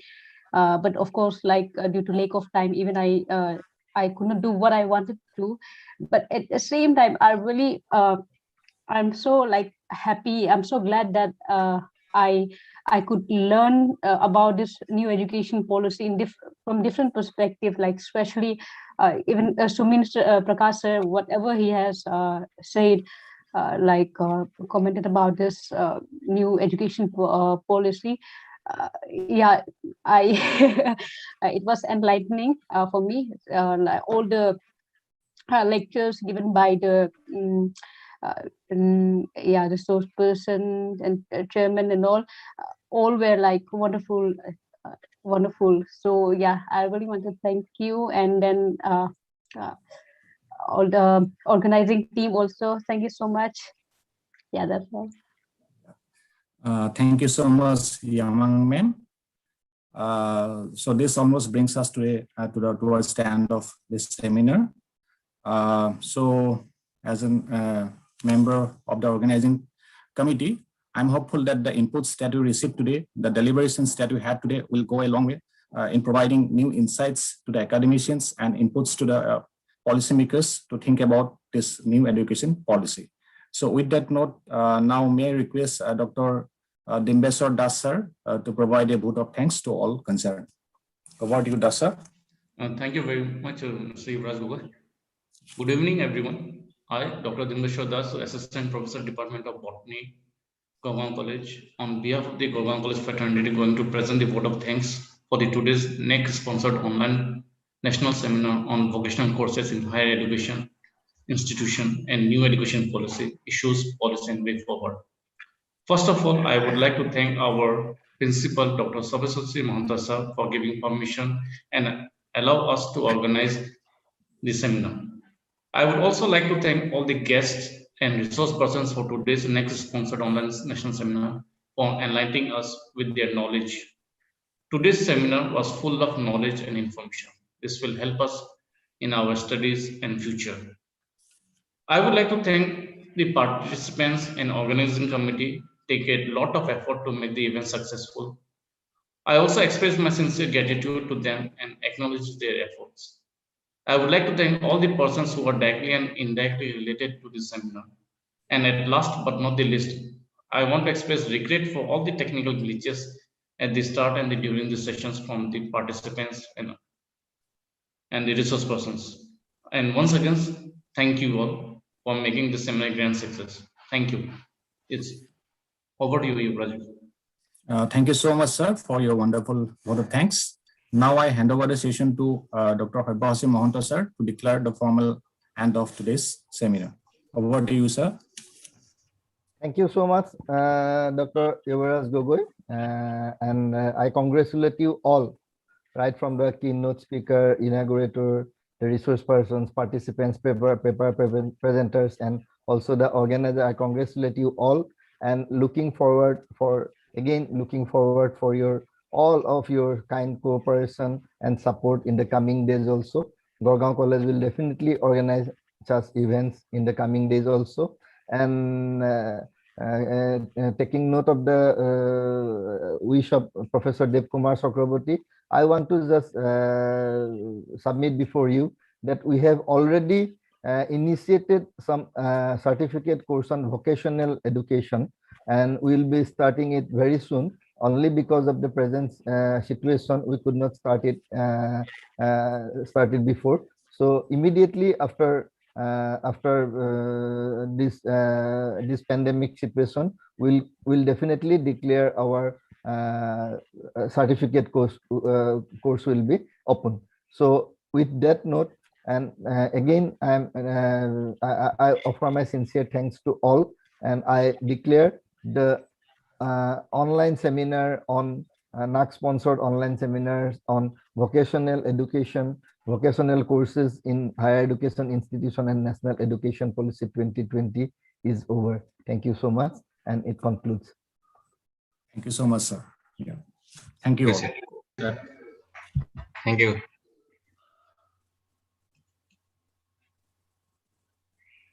Nilpal, you can close the session.